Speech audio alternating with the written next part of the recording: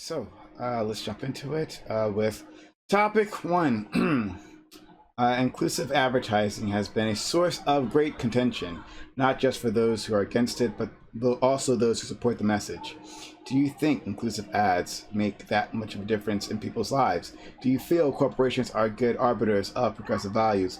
Would your opinion of an inclusive ad change if you found out the company behind it wasn't living up to those values? We'll start with Johnny, man, long introduction. Oh, cool. Basically, to answer all the 3 points that you asked, I think they do make a difference, but probably not as much of a difference as a feature-length piece of media. Corporations are made up of people, so whether or not a corporation can be inclusive or want to be inclusive, it should be the reflection of its constituents and their will and their values. And yes, if I found out that a corporation was being hypocritical as to when it produced inclusive content, but then it was actually homophobic or transphobic or something like that, I would have a negative opinion of that corporation. And I believe that this has happened um, with corporations like putting out pride advertisements and then being homophobic behind the scenes. I think that's already happened. So yeah. Empress. I can think of one organization that may or may not have happened with. It's the U.S. military and CIA. So for those of you who didn't catch yesterday's reverie, you should go back and check that out. I had some controversial opinions on this, but I think that representation in media is important. However, I don't give a flying fuck about your rainbow capitalism or your pink capitalism or your trans capitalism. Like, sure, right? You wanna put some ads out there. It might be helpful culturally in terms of introduction at some levels. However, these same corporations are often turning around and donating to pro-life or pro-family or pro-sex, right? Campaigns. Like, no, get the hell out of my face. You're very clearly doing this to either gain money to put towards your capitalist causes, right, and utilize us as effectively resource bargaining chips and labor bargaining chips, or, right, you're going to turn around and spend that money on people who will benefit your business, which also tend to be the people who want to take away my rights. So I'll take a hard pass on that one. Okay. Sunny. So far I've agreed a lot with what the other two panelists have said. I can't think of a time where I've viewed an ad that has been more inclusive and just been like, yeah, I really like that. Like I don't know. I don't view advertisements that way. Um, when it like as Johnny mentioned, when it's, more substantial media properties, it creates more of a discussion about representation where I find it, much more meaningful and, like actually has like a societal good and the utility. With advertisements, a lot of time it feels like, whatever they're putting across in the advertisement is purely used to sell a thing to make money for the corporation, and they will do that however they think their audience base will consume it. If we make this super diverse, are all the diversity loving liberals gonna come and buy our product? Like that's how I feel a lot of the time. um if I my opinion of if an inclusive ad change was, found out that the company was not having those own values internally, it's not really surprising. I think a lot of things expressed in ads are not the things expressed by like the corporation's like core values at all. I think a lot of times like they're trying to obfuscate their actual values with what, they put into the media and what they say in ads. Um so I'm really interested to have this conversation, see what examples people bring up, because the one that comes to mind, which I think is what Empress was touching upon, is the CIA ad that people have been talking about lately. So I'm interested to hear Okay. people's opinions. Sunny. Sorry. Anna. Sorry. Yeah, I agree with a lot of what's been said already as well. I mean, pretty much, you know me, I like I like the research. I like research, and we do have a ton of psychology research that does show that representation in the media is really, really important, especially for like, you know, minority groups of people who are underrepresented and who have been like vastly underrepresented in the media, like young Black girls and stuff. Like, it's really important, that representation, for their like even their psychological well-being, like growing up seeing people like them, or like trans people and stuff, even if it is done by like, you know, corporations that, I mean, we know they don't give a shit. Like, they don't care. Like, they're gonna do what makes them the most profit. Like, we know that, but I'm kind of interested in like the end result more. So I'm sorry, I'm lagging a little bit. My camera's lagging. So I guess I would say that, like, you know, I mean, I don't really like it, but also it's kind of like, at least the end result is like having positive impacts, I suppose. That's kind of where I stand on it. Josie. So, I agree, and I like what Anna was saying, because that's the route I'm going to take, and take a more meta approach about this, because I look at it like, what would be the alternative? What's the opposite, right? The opposite is like Chick-fil-A going against gay people openly, right? Like, and that's very harmful. Now, does it suck that like capitalists like will try to make a profit? Yes, but it's almost amoral when it comes to advertising. They're just trying to like catch people's eyes. I mean, we're all content creators here. We all try to come up with titles and things like that, and we're not doing it for any moral implication. We're just trying to do it because we want to try to draw a certain audience to try to get our to receive the content that we produce.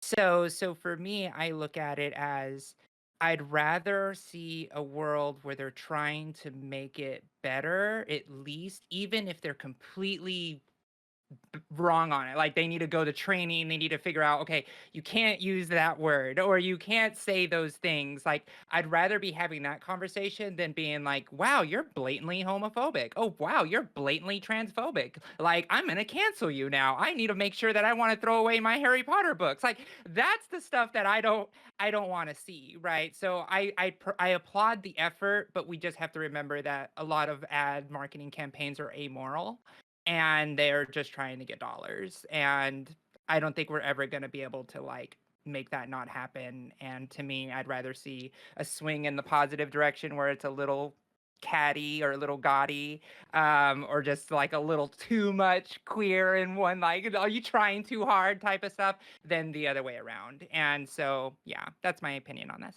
Jack. Yeah.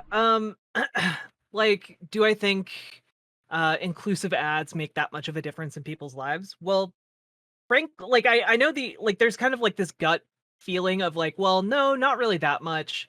But the fact is that advertising does shift people's opinions, does catch a lot of people, and hit a lot of people in ways that they don't even really realize. Because if you ask most people, like, does advertising work? They're going to say no. Like, but the reality is that the data shows something very different, that it does affect how people view the world, what they go out and buy, etc. And so, of course, corporations aren't good arbiters of those values, but no one has really said that they're arbiters of the values. The corporations are just doing what they do, which is make money. That's pretty much the sole purpose of a corporation. And it just so happens that we live in a time where corporations and the number crunchers and the marketers, they look at the data and they're like, well, we can make the most money by appealing to fringe groups. And so that's what we're going to do. If they crunched the numbers and found that they would make more money by catering to white supremacists, a lot of companies would do that. It's just we don't live in those times anymore, for the most part. And would my opinion of an inclusive ad change if like the company wasn't like genuine behind it? Like, no company is genuine behind anything that they say in their marketing, unless their marketing basically boils down to please don't sue us. Then I think that that's a genuine expression of the company's values. But other than that, it's all just smoke and mirrors and a pursuit of profit. Thanks so much. Maddie.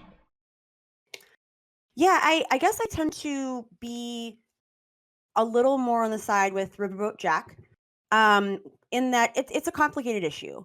Because on the one hand, I think it's problematic when we look at the overall corporatization of Pride and what I think has been called, what is it, rainbow marketing?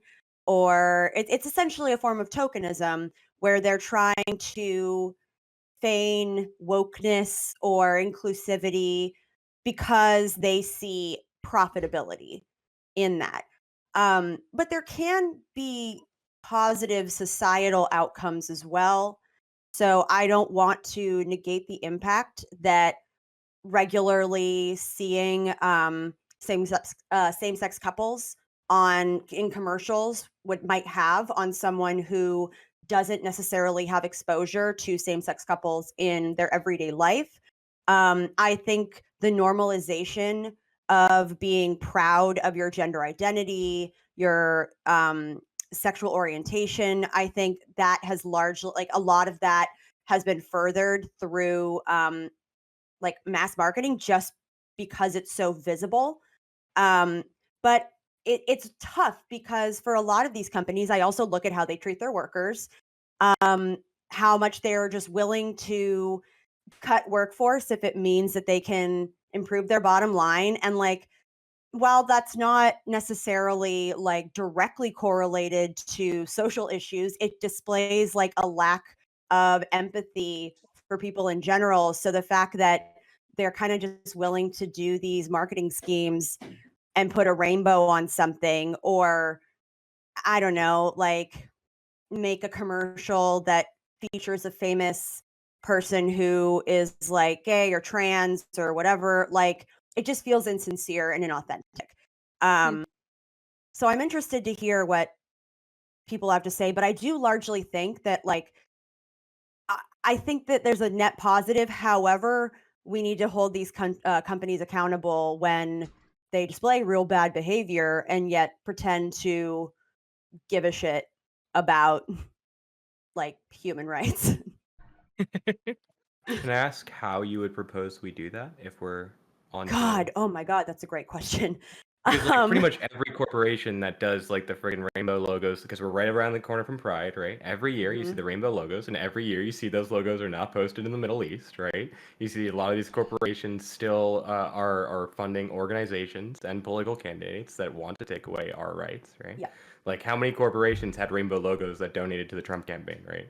I was just going to say, I'm like, yeah, I think one of the things, it's hard when you're in the midst of Pride to like call that out, because I think what we have to do is we have to look at their behavior the rest of the year. It's like, yeah, anyone can slap a rainbow logo on something or make a rainbow variety of whatever their product is, but what are they doing the rest of the year that advances the rights and dignity of the LGBTQ plus community? Like, that I think is a question. And it's hard because as individuals, right? Like we only have so much influence. However, on this specific panel as content creators, I think we have a unique platform to be able to educate viewers and other people about like what it means to hold companies accountable. And let's, I mean, shit, I'll volunteer to do this if you guys want to do it with me. Like how about for some of these big campaigns that are coming out, let's do some research on like, hey,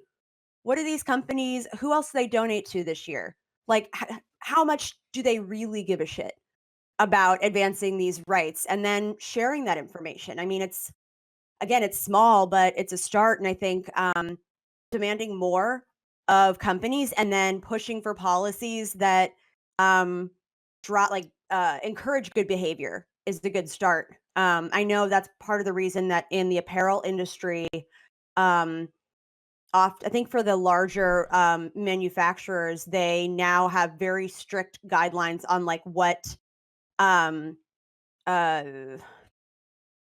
don't want to say sweatshops because they're not sweatshops. Nicer thing, like they have essentially stricter standards for what is or isn't appropriate for sourcing product from. And that was largely due to pushing by activists. And then that policy was put into place. But I don't know.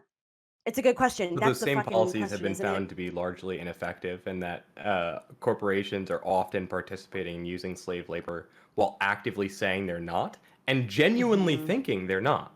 right? Mm. So Yeah. like it's So that's my issue with saying like, oh well, they'll do the rainbow capitalism, right, and then we'll hold them accountable.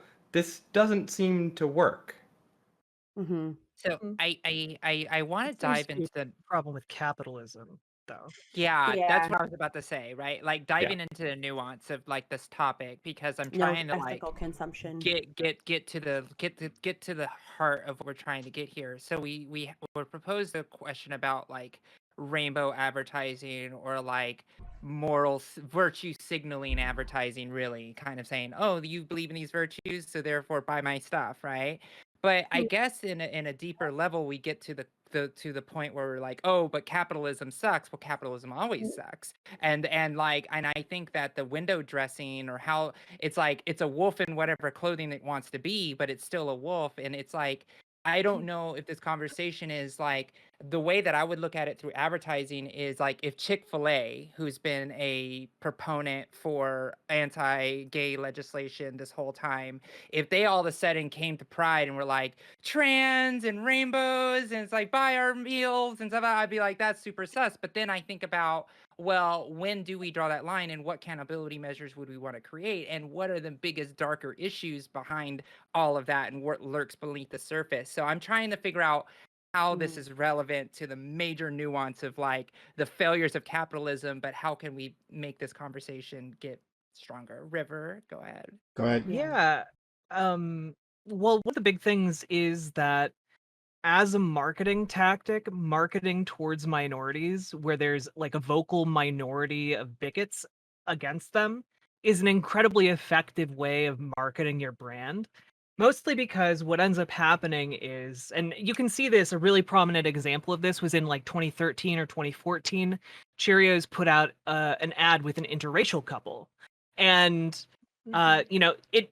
most people watch that and like, oh, it's a perfectly fine Cheerio ad that I'm going to instantly forget. People freaked the fuck out. That's but what I then- remember. Yeah. But then white supremacists freak the fuck out. And so it makes Cheerios then look really good, being like, oh, we have this interracial thing and we're taking a stand against bigots.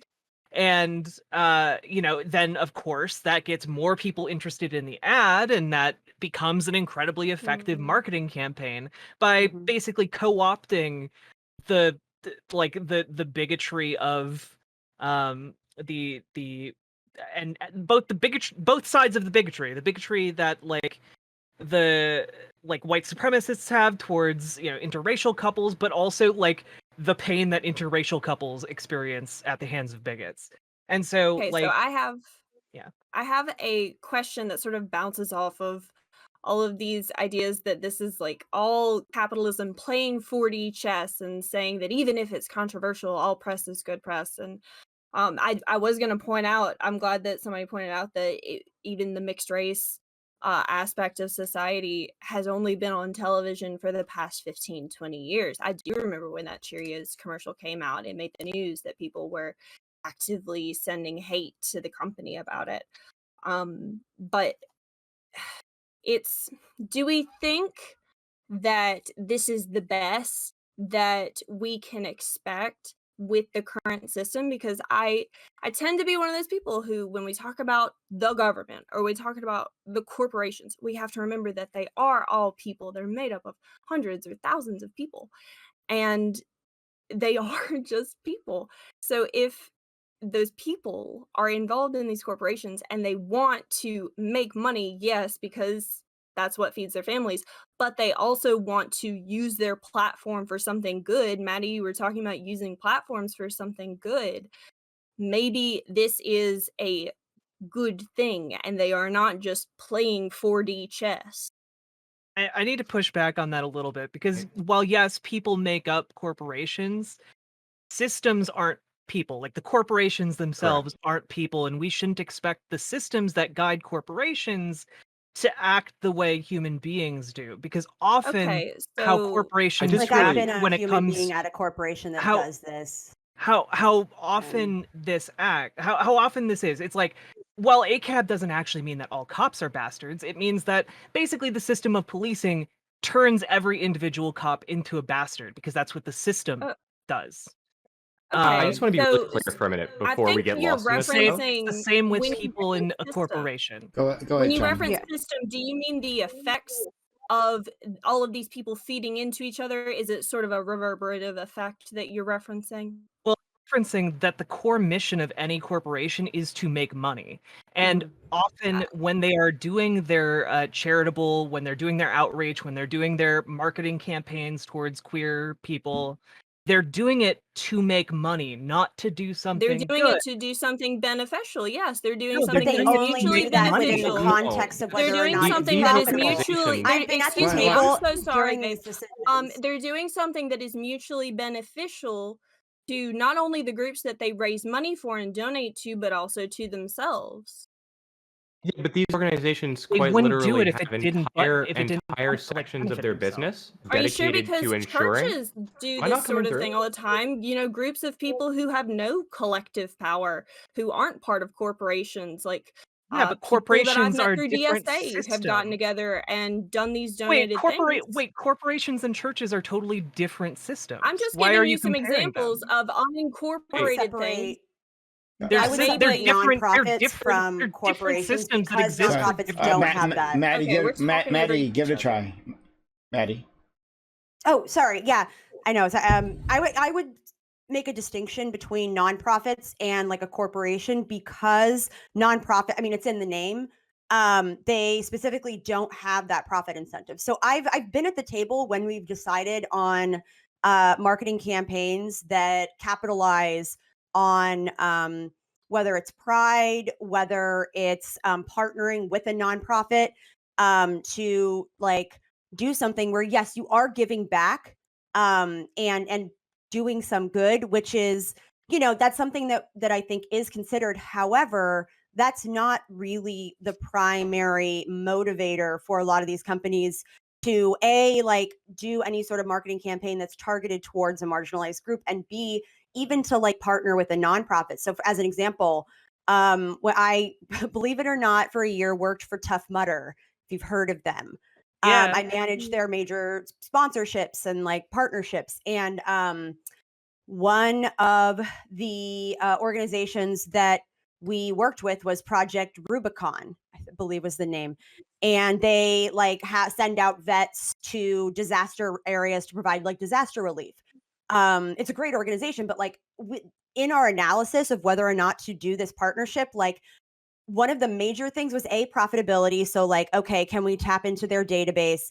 Can we, like, if we were to provide them with discounts for whatever, like how much could we then potentially make in terms of revenue as added sales? But then also we ran a perception analysis on what the association would give us in terms of brand perception. So like that was key to us deciding to move forward with that partnership as opposed to a partnership with another company. And is all of because that we looked. seems super smart. All of that seems super smart of you guys to do. And I want to further ask the question. I'm going to ask it again because I don't think anybody's really answered it. Is, are we sure that we are just not okay with corporations doing something that is mutually beneficial for them and a marginalized group?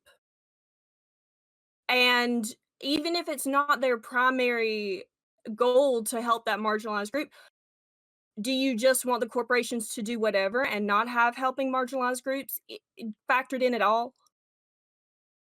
Who deals with the consequences of the Cheerios ad? Because it's not Cheerios. Cheerios is fine. It's us who have to That deal is with a the good question. consequences of it, right? So like, Riverboat, you said that it was white supremacists who freaked out about the ad, and that's half true, right? Every single mainstream news network, and I remember that I'm a mixed Latina myself, right? I remember this very vividly. It was not only on Fox News, it was on every single news network being debated whether or not this ad was appropriate to have on television, whether or not they should even have a mixed couple on television. It was a mainstream media debate. I had to deal with that in my schools. I had to deal with that at home. I had to deal with it on the trains. People were freaking yelling about it, right? Like, these organizations do not just have positive consequences. To paint it as mutually beneficial, when they quite literally have people sitting behind a desk calculating how much it can benefit their brand as much as possible, regardless of the consequences of that, right? Because they have a fiduciary duty to their shareholders. To paint it as mutually beneficial, I think, is a little bit not necessarily the case in many of these cases. Because when these, for example, right, the Mr. Potato Head incident, when they changed it from Mr. Potato Head to Potato Head, was that beneficial for the queer community? No. It did nothing but get us harassed and draw more attention, right, to virtue signaling, right, and that particular issue than do anything for any of us in terms of removing gendered structures from society, right? So, like, to paint the, like, sure, there are some instances where these can be very, very, very beneficial endeavors. Look at the Bill and Melinda Gates Foundation, or Bill Gates Foundation. I don't know what's going on there, but the Bill and Melinda Gates Foundations themselves have had massive failures that resulted in catastrophic consequences. For example, trying to dole out vaccines in Africa because they didn't work with local imams, they wound up instead creating a backlash that resulted in massive anti-vax sentiment because they saw it as foreign intervention, right, that was trying to force these kinds of Western experiments onto African people, right? So it wound up having a vastly negative consequence when their intent was to create something that was mutually beneficial, a vaccinated society, right? Because they didn't work within the local structures. They had no idea what the local structures were because they were concerned about how do we make Bill and Melinda Gates look good to make them more money for the Bill and Melinda Gates brand, right? Like, even these large charitable enterprises run into these issues all the time. So it's, I'm not saying they can't do good, but I'm saying let's not pretend that these are mutually beneficial in all circumstances. They almost never are. That's a fabulous answer. Yeah, Empress, that's beautiful. That's thorough as fuck. Yeah, so I get what you're saying. However, I still think that the advertising is a symptom to a bigger problem. And it's like Yes. and these corporations, regardless of the social structure that exists around them, will take advantage of it. So it's either making Mr. Potato Head today, or it's like Nike hiring another athlete to do another anti-race ad, right? Like that. So it's like, I guess for me, and maybe I'll ask the framer of the question, PrimeCayes, about what was your intent in this question, and what did you want us to have the nuanced conversation around? Because I feel like we're getting back to, like, this is a symptom versus, like, the real issue, which is the abuse of corporate power to use our virtues as a cudgel for themselves. I guess we're as close to the latter. So there are a lot of examples of corporations. I mean, look, corporations are there to make money, right? And so they'll do that in any way they can. But it seems like people mistake that, right? Mistake these signs, right, of I guess a culture shift, as if like the corporations themselves are shifting, as if the people behind them are shifting, right? And we know, and we look at the top of the income scale to the people who run these corporations, right, it looks a lot less diverse than the rest of the population, right? We already know this. And so when you see things like, I wish I remember the exact company that did this. It was a liquor company. Last year, during the George Floyd protest, there was a it was like a stream where this liquor company had like a DJ, right? And they were I guess like having like a party on the rooftop of this building, right? And they invited all these other people there and like other ads, right? And they were playing songs with like Martin Luther King, like a DJ of like Martin Luther King's speeches like intertwined into it, right?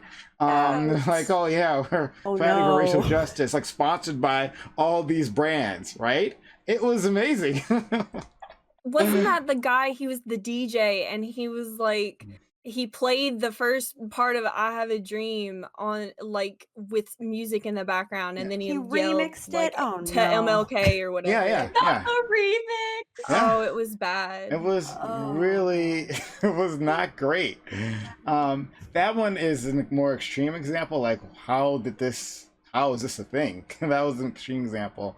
But on the other side, yes, Yeah. you get the Cheerios ad, right? Now, look, there's a possibility that some people behind these corporations, right? I mean, they're people too. So many of them could have, changed their minds about these things, right? And maybe actually are the corporations are reflecting the values that they're outputting. There are corporations that do that, right? That they exist.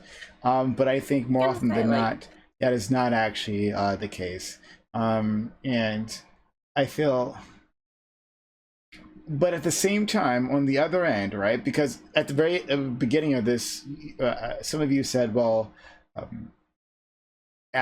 ads aren't that big of a deal, right? Like more substantial media is better, right? Like films. But people do get something out of seeing themselves, right? People do get something out of that Cheerios commercial, right? Seeing, like, it's something validating, seeing yourself there, right? Like, oh, like before this would just be white families here, right?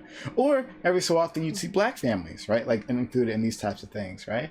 But there's my family, right? Like acknowledging that, yeah, I have parents of different backgrounds, and I'm a person who's mixed, and like it's okay for me to be here. Some people get something out of it. Some people, they're what actually inspired this. I didn't include this in the links, but what inspired this was in Russia. There was a Dolce and Gabbana ad, right, where it showed two people of same sexes kissing, first a man and man, and then two women, right? And now their prosecutor, their federal prosecutor, I guess, is trying to get that banned, right? But like, what does it mean to a gay couple, right, or a gay kid in Russia, which has been virally homophobic, right? Like passing laws, virally homophobic. It's, I don't even want to talk about like the stories I've heard from there.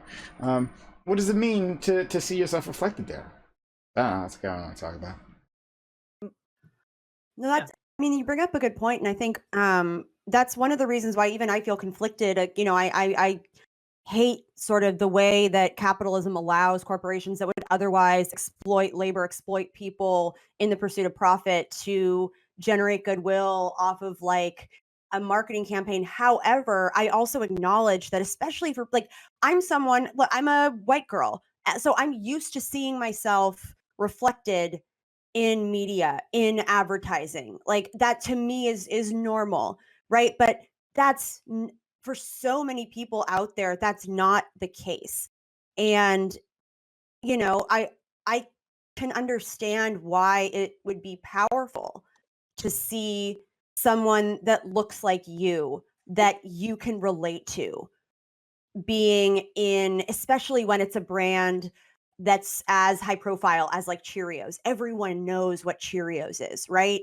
Like, I can understand how powerful it would be to see yourself, your identity, your right to exist validated back. It's just, I think it was at the time. there's part of me that's just like, it's a shame that has to come by way of like multi-billion-dollar corporations that, do the people in those corporations care? Absolutely. I think 100%. Like, I've worked with those corporations and I know those people care. Does the corporation as a whole in itself really give a shit? As long as it's profitable. I mean, Just really okay, so quickly, to speak to the other side of that a second, Mhm. I just want to say that Oh, I'm not okay. trying to just shit on Cheerios, right? Like, that ad did have a lot of meaning to me as a kid. Just also happened to have a lot of negative consequences. So I'm not just trying to say like, oh, this ad was terrible. Just be very clear. I do recognize that it had importance. I'm gonna let Yeah. Sunny in. She hasn't had a chance to speak, so we'll go to Sunny, then Jack, then back to you, Johnny.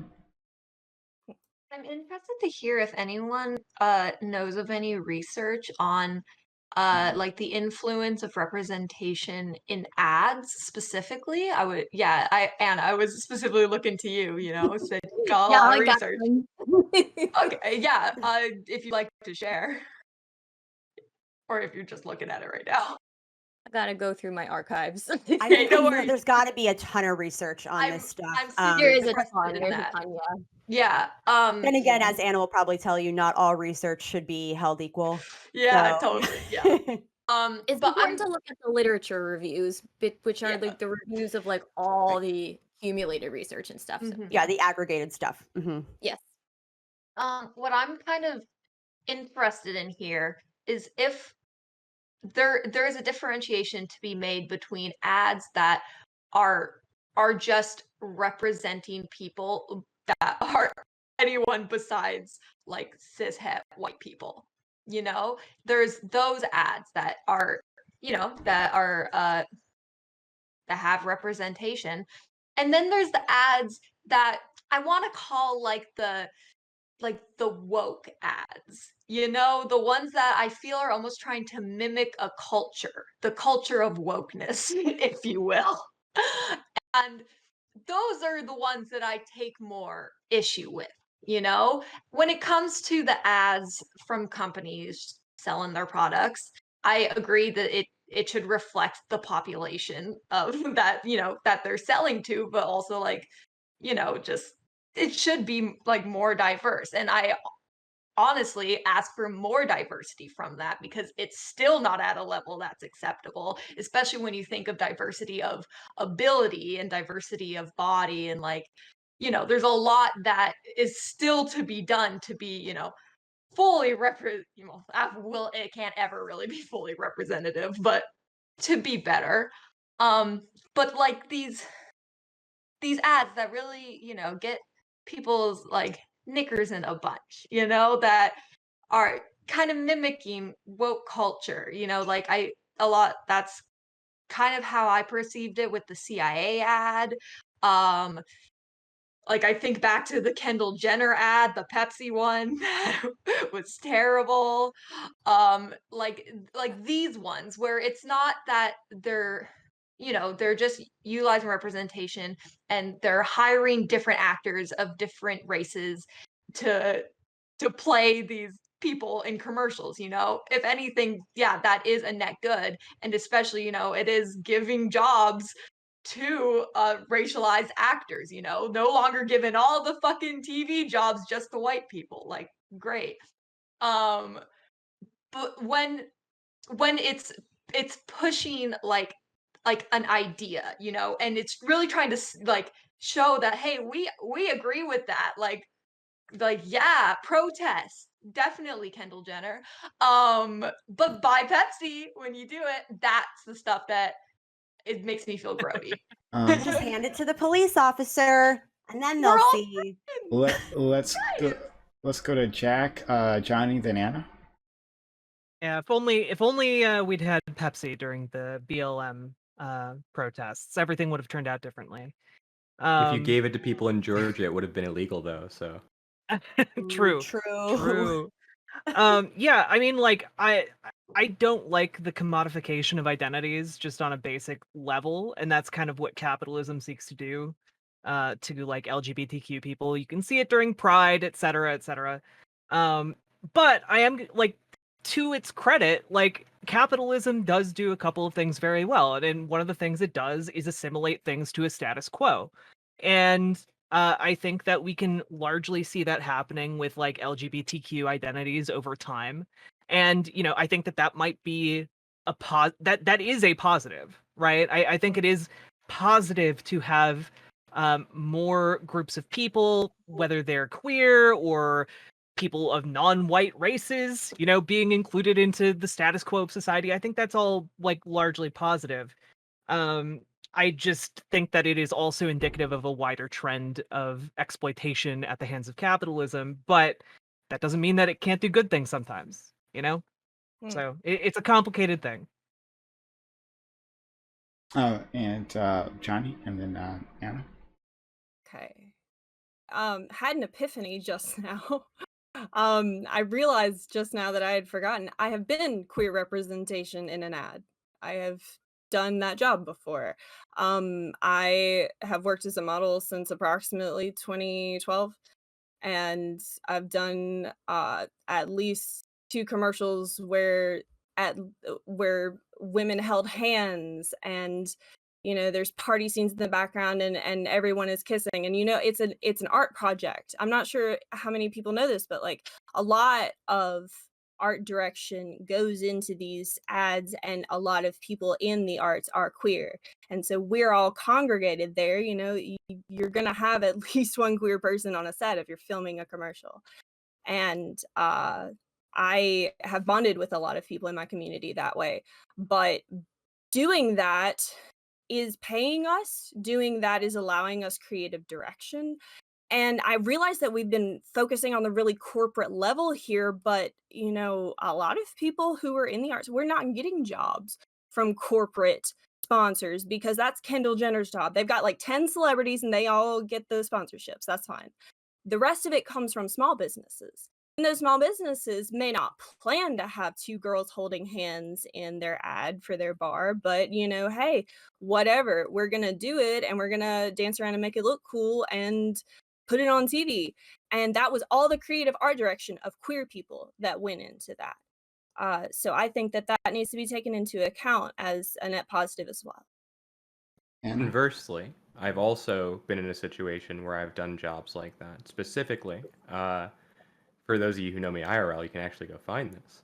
But I am featured in a university magazine with quotes from me, where they chose goodness. quotes.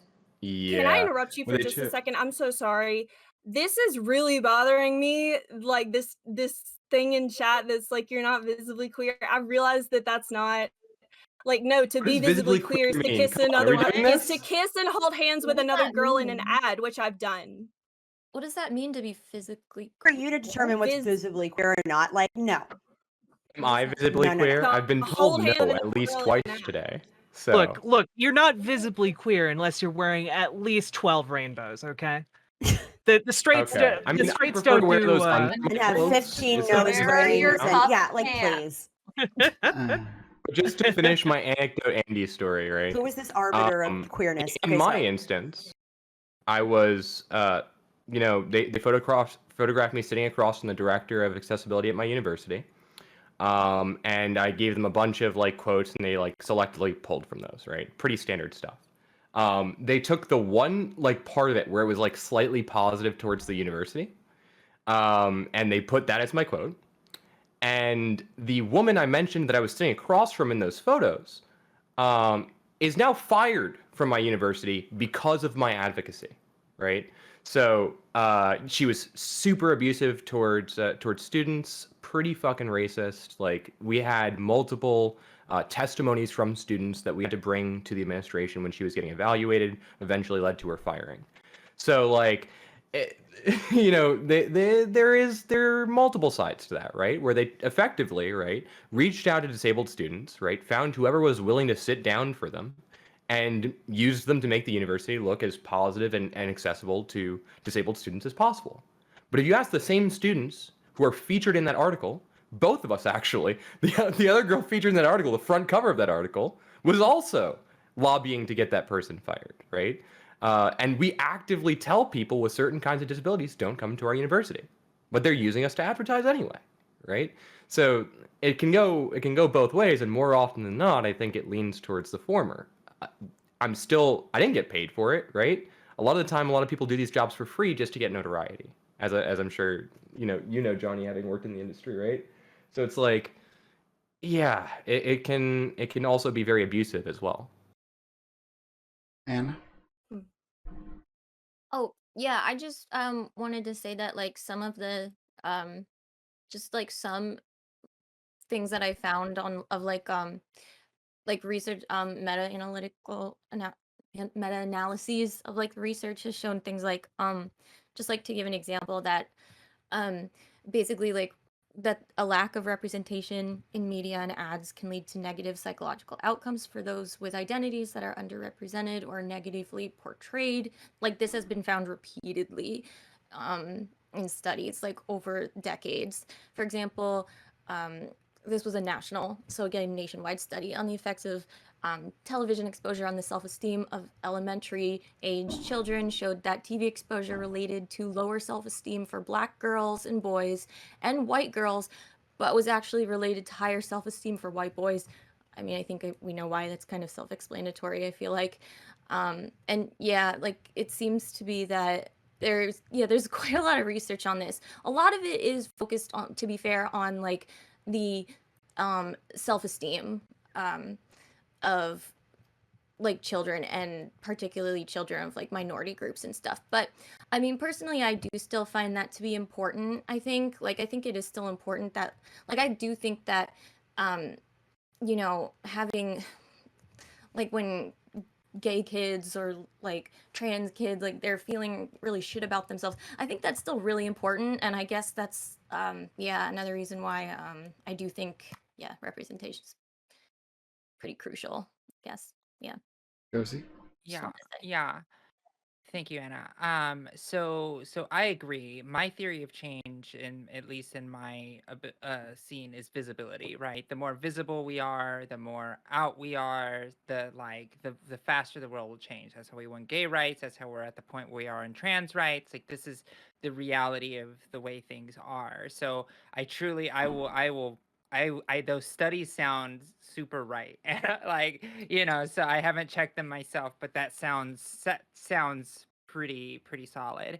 So I want to get back to the big point that Charlotte was also, not Charlotte, Scarlett, Johnny was talking about, and was saying about the fact that there is another way, which there is the, like, okay, we're gonna help queer performers, we're gonna create queer content.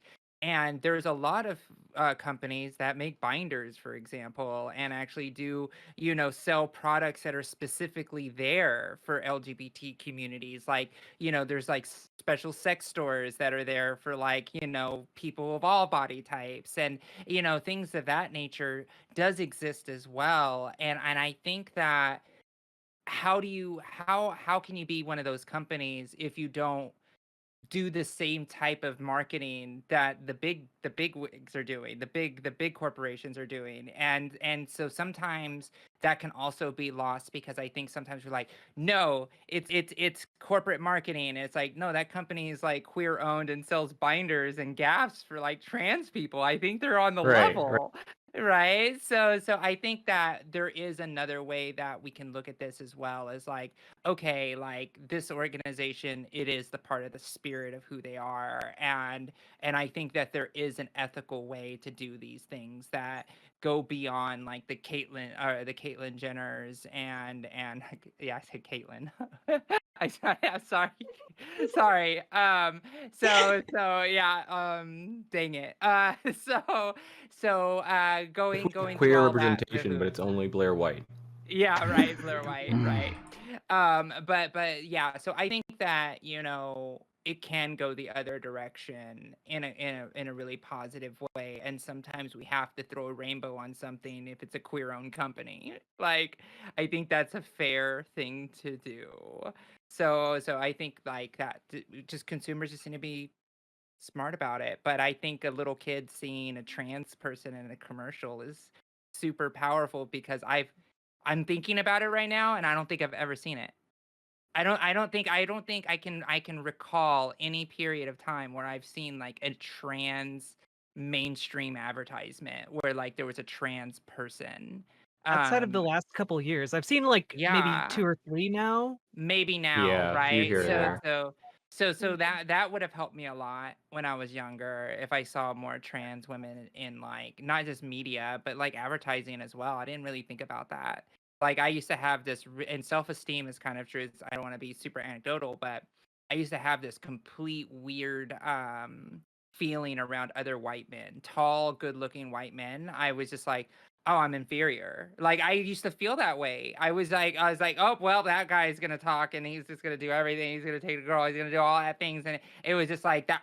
It was just like programmed into me, and it wasn't until like I was a little older when I was able to like deprogram that. But that took a lot of self awareness and meditation. So it's like it wasn't something that was easy to break. And I don't want to like minimize how difficult that is to break that internal programming. So, but yeah. And so. that internal programming is set in part by popular media, right? And if you look at where trans people were in the media just 20 years ago, right? 25 years ago, where were we? I mean, there was Hey, I mean, I every forget her name on popular Twitter. Her name sitcom. is Mia. She's writing a script for a movie right now. For good, I don't want to say a good friend of mine, but I enjoy her tweets. And she was like, tag yourself, queer representation during the 90s. And it was like, serial killer, man pretending to be a woman to get away from the law, fake story based off a true story where someone gets raped and killed, trans woman who gets raped and killed before the end of the movie. There you go. That's your choices, right? Yeah. And like, I know personally, I struggled immensely on my trans journey because even as someone who had trans friends throughout my childhood, my first crush was a genderqueer person, and I personally to this day identify as genderqueer, right? I still struggle with that. I still struggle with all these kinds of things in my head of like, oh, I don't want to look like X stereotype. I'm like, wait, one, why do I care? Two, why is that the stereotype that comes to mind, right? So it's like, on one hand, yeah, this kind of representation can be great. On the other hand, can be immensely damaging in a variety of different ways. Okay. Ninetales, hi. Thanks for joining us. Did you want to add anything to this conversation? Well, hi, am I muted? You're good. Okay. You're good. Hi, yeah. Sorry I'm late.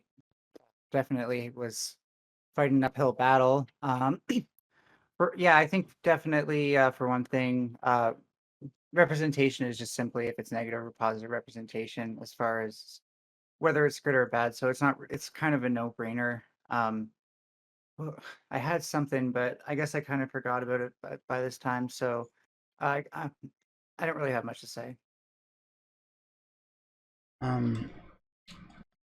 So yeah, I think these I think it's a double-edged sword. And my problem is when these ads end up running cover for these really bad organizations, right? Like imagine like Lululemon like putting out an ad like for against Asian hate, right? When if you remember, their one of their co-founders was super anti-Asian, talking about like how he named the company Lululemon because it was something difficult, at least for Japanese people to say, right? And there's like a video of him going like, Oh my god. yeah. I'm pretty sure that guy lives in my city. Yeah. I'm pretty sure that guy lives He's also in the my same city. one that was like, oh, if you're like overweight or whatever, My like maybe it's clothes just not are for made you. for Yeah. And not it's like, skinny fuck you, people. dude. And this man is not a skinny man. Like No. it's incredible. It's Nor would it insane. matter. It's like, No. dude, Hypocrisy is hilarious. Yeah. it's just Yeah. What the So fuck is Lululemon? Am I the only one that oh, has it's never heard this? it's Leggings. yeah, leggings. like for yoga, especially like yoga pants and stuff. It's very popular. it's like high end. Glad I never Yeah, like heard something sounds like shit. So yeah. The But fucking leggings that all white girls wear. Like oh no. yeah. So I exactly need more that, right? leggings. Like that imagine so Anna, right? Like if you had not heard that story, right? About the Lululemon and the founder who was fired, to be fair.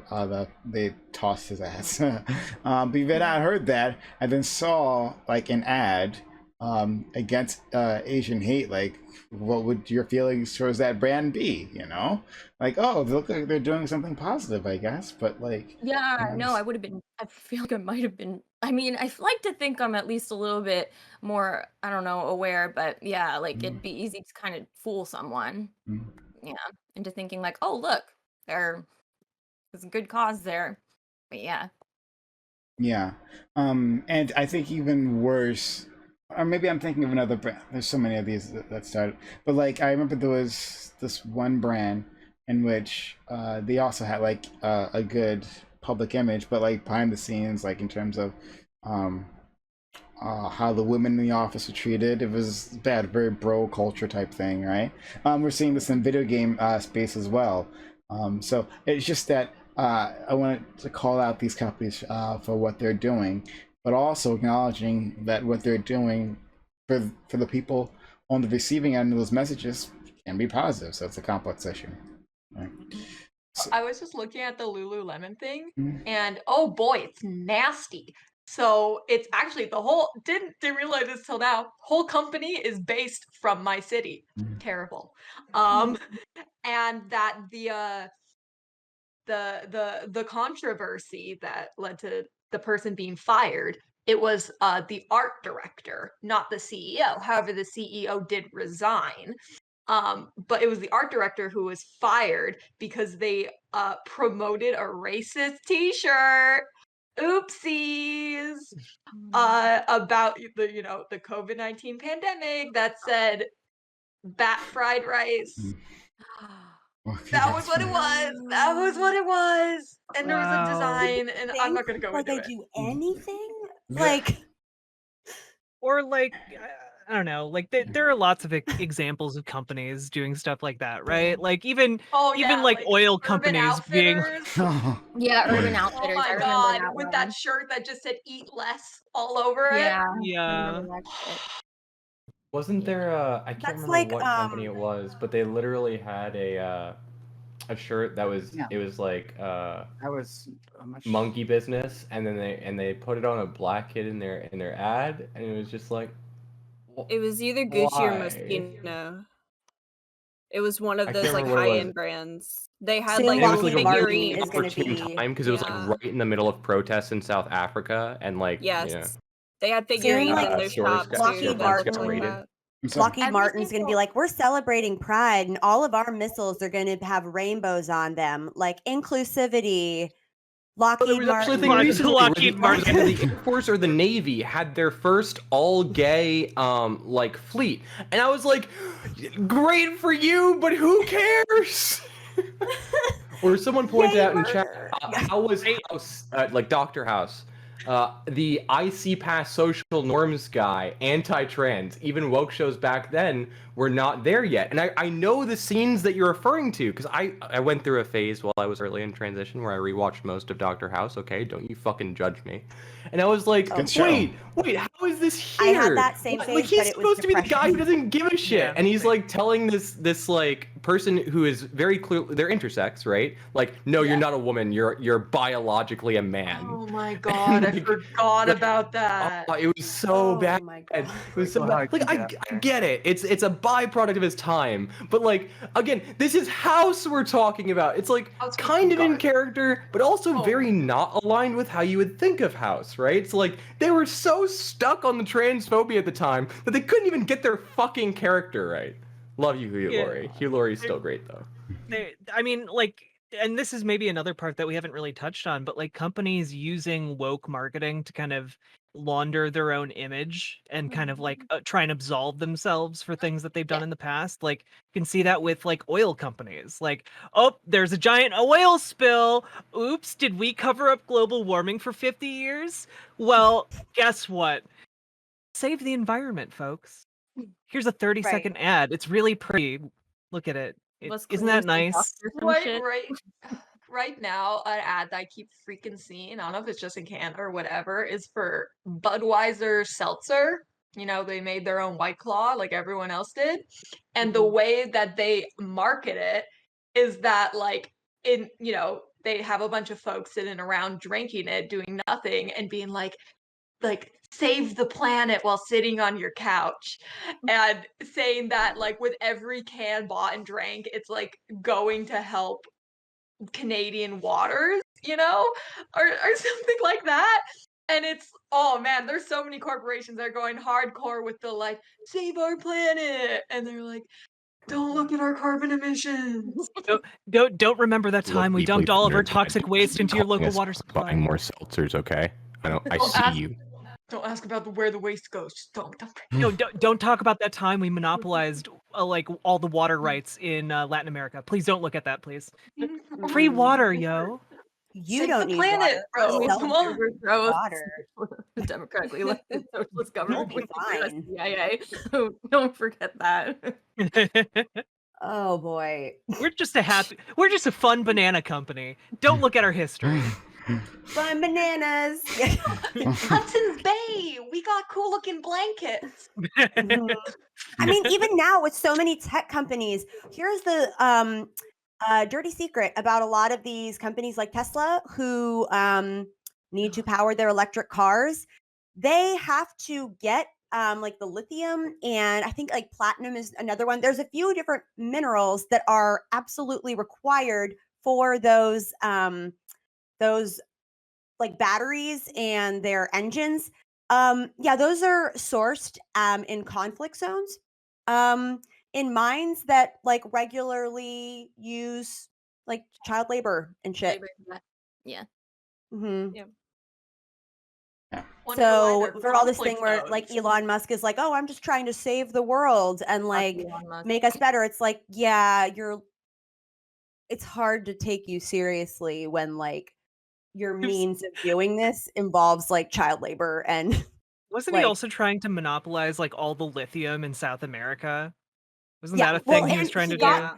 he got his money in the first place because his parents during apartheid South Africa and used the like what was happening in apartheid to, I think it was emerald mines or platinum mines, but his family That's what his basically father says. yeah, they He also basically took denies it. It's the whole thing's really weird. I've like looked deeply into that situation. There's some speculation as to whether or not the comments from the father about actually owning the emerald mines are true. The comments about him like having grown up with emeralds in his pocket are almost certainly not true. I don't think so, like, that, that's a whole He- situation. I But but the he did reality grow is, up right, very wealthy, regardless which of whether is it's why emerald mines or like not, this guy was using computers at 5 in an era where computers were basically like the size of my fucking desk, right? Yeah. So and like I mean this was yeah, a man who, I and then he's reckon like, yeah, I'm a self-made valid. billionaire, right? It's like you had access to resources that most people didn't have access to until they were in their 30s at 5, right? Yeah. So You like wonder why you're a successful fucking program. You're not even that real. I mean, yeah. successful So like the idea programmer that slash like engineer, giant the air idea that they're quotes, doing this right, like around benevolent this.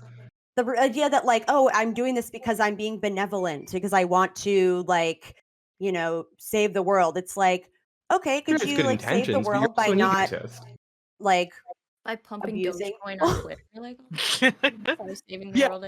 guys, I would like to Bitcoin make you hate Elon efficient. Musk even Let's more. switch to Dogecoin. Yes, What's Johnny, yes. Dogecoin again? Go, go, A go, literal go. fucking fork Oh. of Bitcoin. Makes me so mad. I'm gonna Chat's I'm gonna right, make a you small hate him loan of even $1 million. more. All of his plans to save the earth, including building stuff on Mars, all of that involves digging tunnels. You know what else involves digging tunnels? The big tunnel that he just dug in Las Vegas, where you can literally take a taxi from one end of the tunnel to the other. It's a very small tunnel. It has no outlets. Until you get to an exit, it doesn't have enough room for a car to pass. I'm It's not taking my completely Tesla unsafe. in there. Sounds like a The fire fact hazard. that he thinks that he can convince people continually that we are going to live on Mars in 50 years is ridiculous. All of these go back to the emerald mines, which his father didn't maybe technically own, but he did dig because he comes from a digging company background. And so all of that Yeah. goes into the fact that Elon Musk owns something called the Boring Company, which bores holes. It's so Their dumb. first product was He a thinks they invented. He's like every flamethrower, for the record. Silicon That's how they Valley funded it. A douchebag that fucking thinks they invented flamethrower. something new, and it's like, Elon, you just invented a worse subway. Like Yeah. it's like as if it were a subway, but it's Thanks. worse and dumber. Well, Like, but like I mean, there's a all little of that fairness stuff. here. A There's all of that grain stuff. of fairness. Well, Empress first, it's the recurring thing where like billionaires are heralded as saviors for having the brilliant idea of putting a existing physical service on the internet. Like Most of them, it turns out, they just got Jeff lucky. Bezos' big accomplishment. That's Elon Musk's big accomplishment by investing in PayPal. Like that's it. That's the reason they're billionaires. They decided to take something that was physical, and because of the time they happened to be in, they were able to put money into it to take it online. And they were born Oh in wow. Truly, no damn, one we else can would have have a thought of bookstore that. except on the internet. Damn, Jeff Bezos, you're so smart. Oh God, what am I gonna do without you? No, in a little bit of fairness though, right? With Boring Company specifically, obviously, Boring Company's fucking technology as of right now, shit. Every single Hyperloop project you look at, fucking shit. But I think he knows what he's doing here. I think he knows that these products are shit, and he's literally just like, hey guys, the general public is really fucking stupid, and investors are really fucking stupid. Here's what we do, right? Master fucking genius plan. Put out a shit product, sell them ideas of a future product, take all the investment money, and try your goddamn best to make that thing happen. And like, look, I'm not saying it's a moral thing. I'm not even saying it's an ethical thing. But he did it. He is really good at making people think that he has good ideas. He does not have good ideas. The idea But he's itself is good at terrible. The he's good at Hyperloop making isn't even an people original think he has idea. good ideas. The idea of the Hyperloop goes back like a solid 50 to 100 years. Okay. Yeah, that's I'm not saying deeply it's a good foundational in idea. chat. You're right. It's a terrible It is idea. horrible, but he is exceptionally good at the I art realize of this has bullshit. nothing to He do with took like, a literal tunnel, said, inclusive hang on, marketing, but- we can use the dirt to make bricks, and then sold the bricks. He literally took the negative, the poor. the negative utility product from his fucking production company, said, you know what, we'll just brand it and sell it. Just like hype beasts, but like tech bros, you know? It's kind of like when really bad Twitch streamers just regurgitate bad takes over and over again until eventually one bad take sticks. Damn, you're calling me out like this on this panel? Oh I man. was just gonna make that joke. That's right, that's right, Jack. I'm coming for you. So You don't reply to was my like, I cute dog make it DMs. That's what fun. happens. so, all right. Well, that was a hard tangent, but that's okay. Anyway, I think we've got it. We can move on to the next topic. All right. Topic 2. In the wake of George Floyd's murder, many people are reevaluating their options when dealing with contentious or dangerous situations. This includes many white individuals. What are your feelings when it comes to law enforcement? At this point, would you call the cops for a nonviolent confrontation? Would it change your opinion if you were calling the cops on a person of color? Do your friends or family share your opinion? All right, we'll start with Empress. My feelings on cops are pretty simple. Unless someone is dying, I avoid calling the cops at all costs. There are too many, and I'm not in a situation where I'm going to be encountering organized crime on a regular basis, right? I'm not in a situation where that's necessarily my biggest concern. I firmly believe in your right to defend yourself, right? I think that there are many situations that cops are called to that rather than de-escalate the situation, right, or deal with the situation appropriately, it results in situational escalation. And until that's no longer the case, I will reserve calling the cops for situations where someone's immediate life is at risk. That being said, right, I don't think that there's really much that can be done to reform these kinds of institutions, such that that's not the case, such that that's not a fear that I have. That doesn't mean I'm against reform, but those are my thoughts. We'll start with that. 1 second. Hold on. Guys, give me 1 second. I might have some. This is interesting. It looks like. Surprise. Oh, you know what? Give me a second. This might be really funny, but go ahead, Jersey. Go ahead. Okay. So yes, I think today is the anniversary, the first anniversary of George Floyd's murder. And I think that's something to think about when we talk about these topics as well. Or just keep that into the context. So people are reevaluating their opinions and dealing with contentious or dangerous situations. it's always been here. It's been escalating this way for quite some time.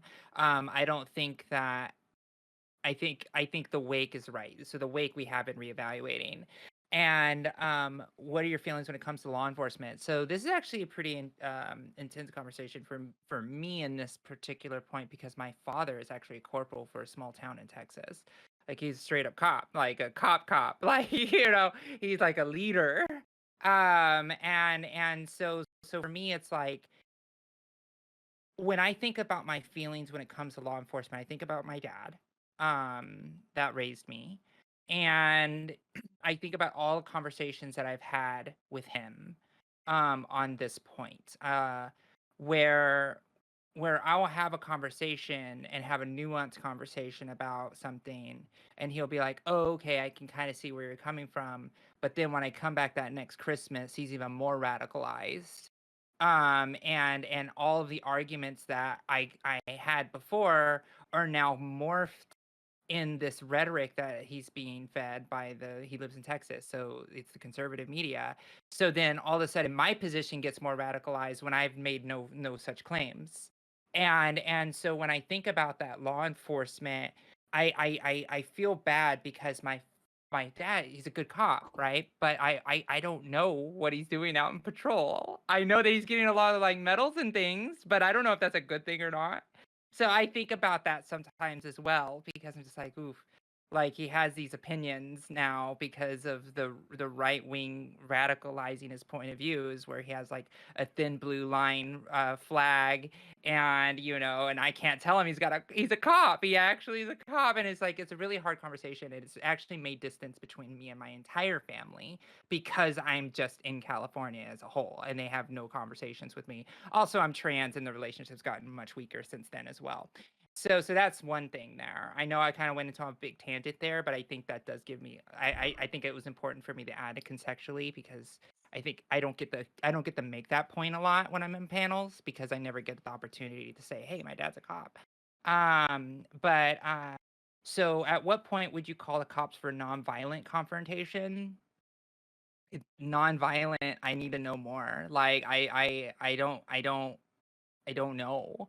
The only type of would you call the cops for nonviolent confrontation is the word. It's like, what is a nonviolent confrontation? I feel like that maybe needs to be more clear. Maybe we'll get to that point. But if I'm doing a nonviolent action with like protesters and people that are going to take the streets, yeah, I'm going to call the cops to make sure that they are aware these are the places that we're going to walk, because we have San Diego, and it's like one of those places that we can do that. And creating that liaison has actually worked a lot better. And a lot of times where I've organized protests with thousands of people show up for the airport rally. So it's now kind of nuanced there, because I don't know. And so I haven't organized a rally in over a year. So I don't know. And would it change your opinion if you were calling cops a person of color? Oh, yes. Like, absolutely. If I'm calling the cops on a BIPOC person, believe me, there's going to be a huge calculus made. Like it's like, okay, is this actually something that's happened, because these things actually kill people? Like, this is actually real in our communities. That happens. So yes. And then, do your friends and family share your opinion? Like I said from the beginning, I'll just give that the context that my family shares my opinion when I have nuanced conversations with them, but it's gone within weeks. So that's kind of how it goes, because the brain rot is real, and conservative brain rot will eat your brain and make you lose sense of all reality. So I've seen it happen. It's happening to my family now. So yep. So, what I was going to say before is something I've only just noticed apparently, is that Twitch banned using ACAP in a stream title. Like, it won't let you do it. But you can write out all cops are bastards, which I did, helpfully.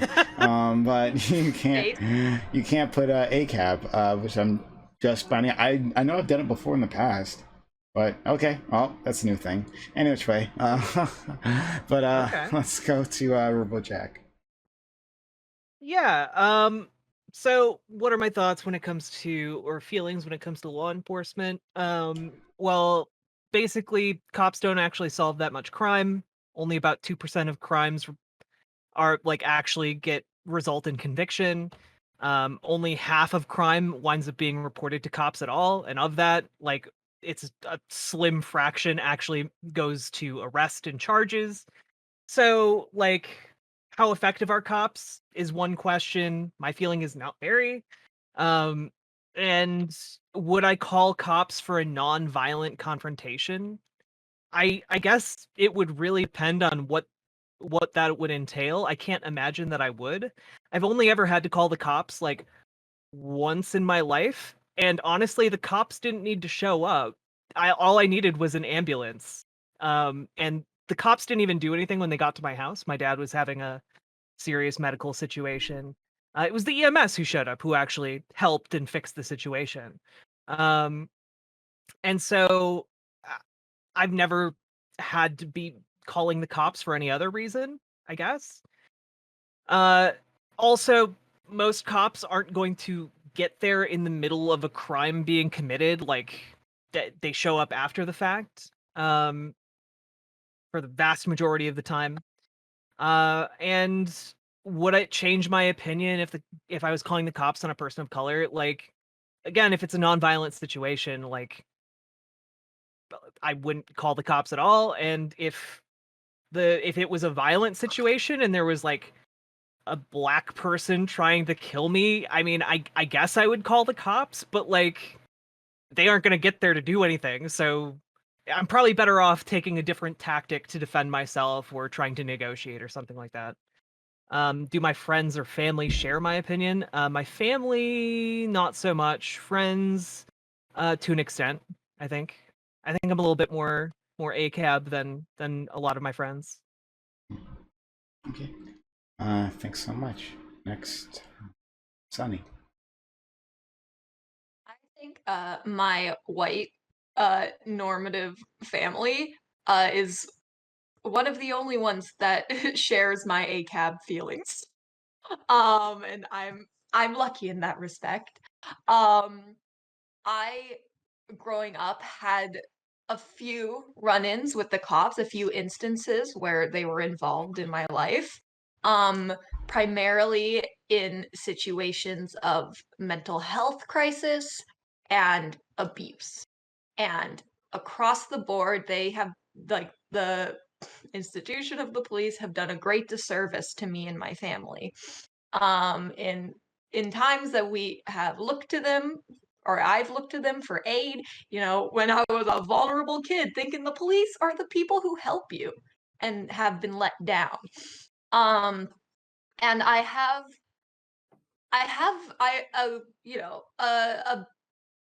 a bit of a varied experience, because I grew up for 18 years in the boonies in like small town Canada, with our little RCMP station. And then I moved to the big city to go to university and learn sociology and all about crime. And here they've got the big the big police force. So I learned a lot in moving here in how policing is enforced and how it's weaponized against vulnerable communities. And especially in my city, it is highly, highly weaponized against the homeless population and against the people with substance use disorder to an astronomical extent, an astronomical amount of funding and taxpayer dollars goes towards completely counterintuitive work done by law enforcement in trying to solve these issues that cannot be solved via law enforcement, and has caused so much harm and death and pain, like, in my city, but all over the world, surely. So I have a lot of qualms with them. Here in my city, I don't know if it's like all in Canada, but we do have like a non-emergency line. I don't know if that's something that other people here have as well, but I know at my job, it's like highly like instilled into us. Like, if there is an emergency, call the non-emergency line. Like unless like someone, like it's actual violence, like danger to your life, don't call the cops. And I feel the cops, the protection that they do, protection is primarily like about property and not about humans and human lives. And I, you know, I think that there needs to be an institution in place that serves communities better than what the police does. And especially the police in no way should be the people who are being called to deal with mental health crises. Like, oh my God, it truly a travesty of the harm that has been done to people who are mentally ill in crisis by the cops who have been called onto them, the lives that have been lost. It gets me going. Anna? Oh, did you call on me? Sorry. Mhm. Okay. Oh man, I'm gonna be deviating from the group now. Oh boy. This is like this is very complex. I don't really have the answers for this. I'm not on board with ACAB. I'm really not. No. I have to come from this from from a perspective of like multiple different angles, because I'm going to be, it's very likely that I'll have plenty of clients that are police officers. And so like I do understand the perspective of from a police officer like suffering from PTSD, for example. But then I also am coming from this from like a trauma specialist who has been like a victim's advocate, and I've advocated for like victims of sexual violence and domestic violence, and been with them while they give their statement to the police, and have witnessed how often horrifically police treat victims of sexual violence, particularly whenever it's alcohol facilitated rape. And like it's also like an issue because rape is so underreported, and like we want victims to like report these, and obviously where they report them, they have to report them to the police. But then also at the same time, it's like, well, that can also backfire on victims, where they could get charged with like false accusations, even though it's not a false accusation. This happens actually more frequently than people realize, because there's certain cops that are really not understanding. But anyway, so there's just so many negatives and like positives, I guess. I don't know, that this is really complex, and I don't really have a straightforward answer to how to solve this, but I do know that we do need something other than police. I mean, there needs to be a lot better training. We need to sort of it's like the whole police system that is a problem. It's the whole police culture. It's really problematic and toxic. And something needs to be done about it. And again, also, I mean, I like the idea of restorative justice too. I think like for calls for like mental health, mental illness calls, I think police are probably really they're not really equipped to deal with that. They're just not. Like, let's be honest, they're not equipped to deal with it. So yeah, it would be nice if we had like something else sort of, I guess, too. Yeah, that's my thoughts on that. Maddie. Yeah, I think it's tough, especially when we look at this being the 1-year anniversary of George Floyd's death, and that was something that sparked a movement across the country. And then now we're sort of reflecting back on it, going, well, what changed? Did it make enough of an impact? I think over the past few years, and I would say this started, for me at least, probably about 10 years ago, I definitely would think twice before calling 911, calling the cops, to report something, because the cost benefit analysis that I have to do in my head if I witness something is this worth escalating to the point where there's a strong likelihood of violent force being applied. Like, is this worth it? Like, I have to think about, even if I see someone committing a crime, is this worth them potentially dying over? Or like, and I hate that I have to even consider that. And then of course that thought process is amplified when it's someone who is Black or brown, because I just know that the police are far more likely to use violent force in those situations.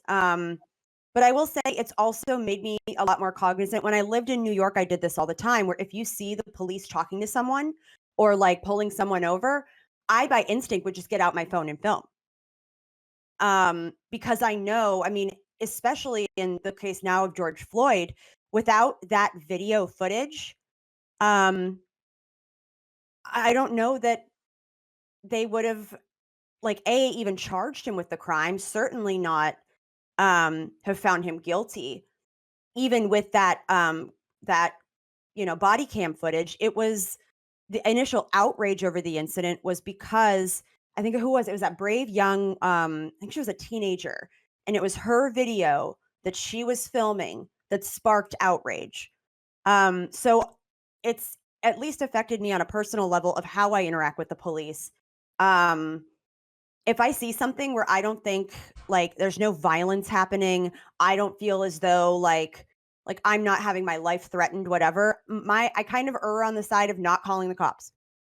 Because I'm just like, again, I don't want to bring potentially violent force into this situation. Um, and I say to someone like, I live down the street from a San Francisco police officer, and he's a great neighbor, and his family's lovely, and like we've gotten to know them.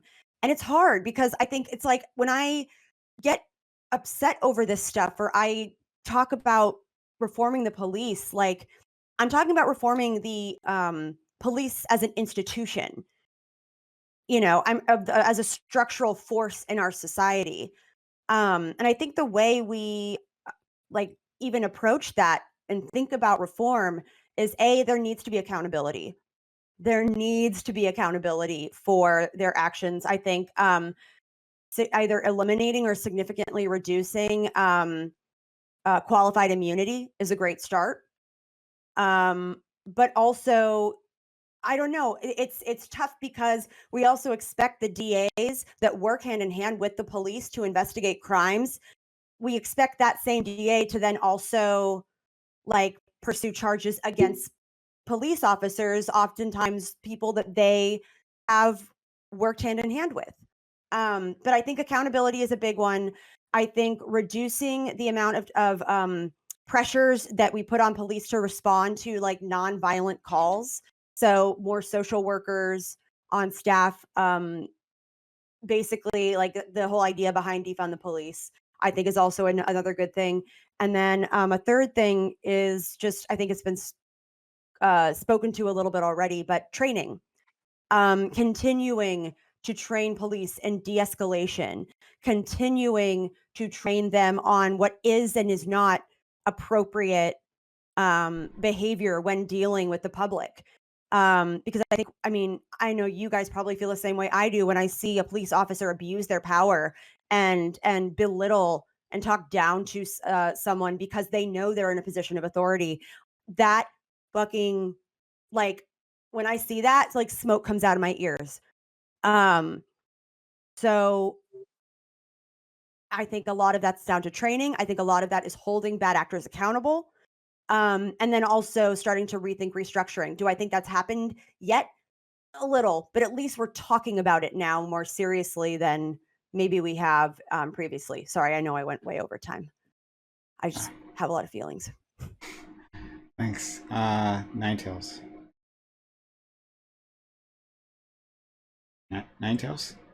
Oh, I heard Alice for some reason. Sorry, one of my ears is a little bit hard of hearing right now because of something I'm going through.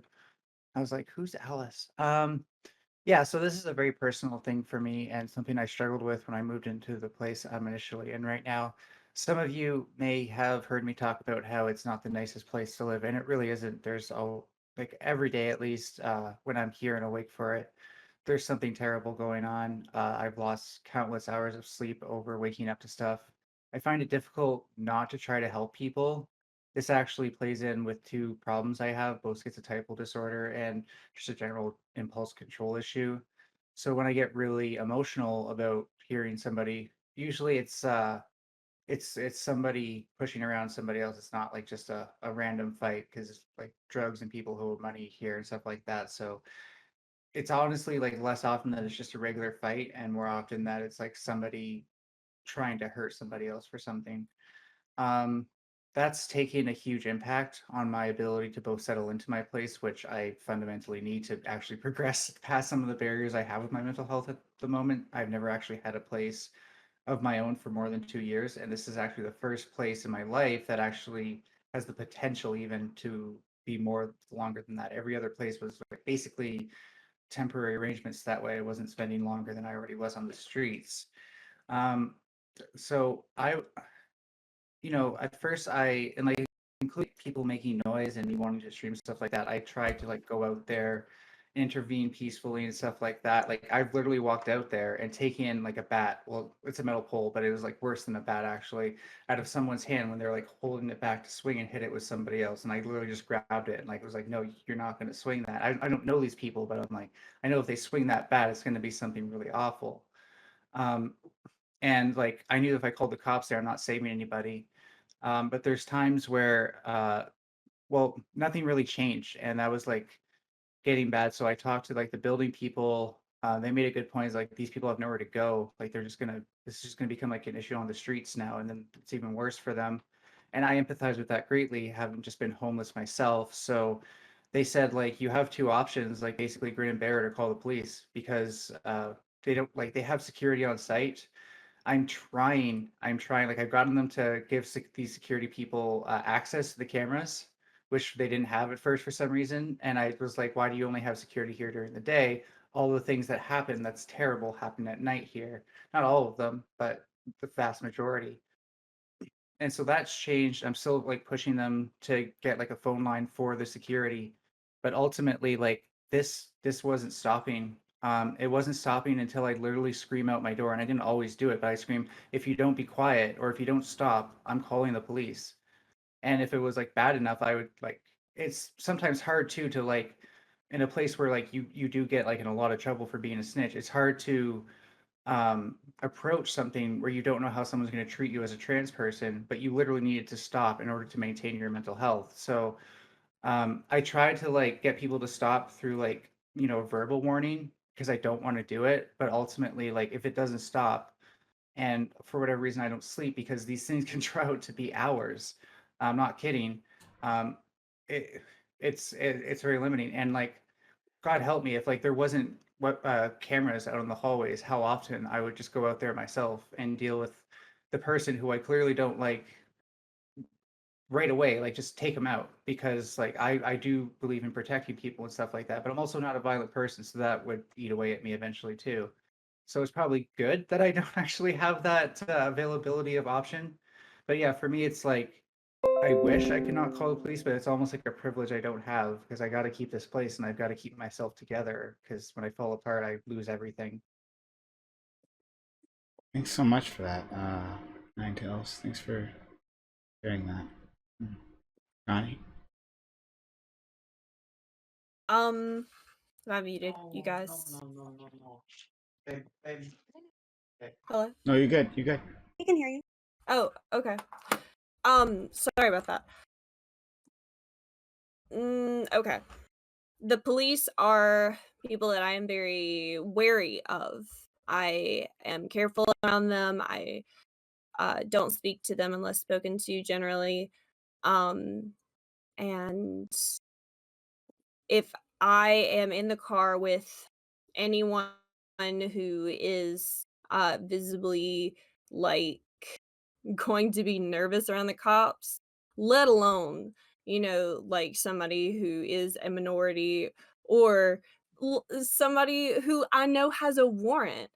Like anybody could have a bullshit warrant that the cops could look up and use to take you to jail on a traffic stop. And that's so incredibly stupid. And so, like, to put anybody, really, let alone one of your friends who's a racial minority, to put anybody in a situation where they come into contact with the cops is so rude. Just rude on the base of it. I've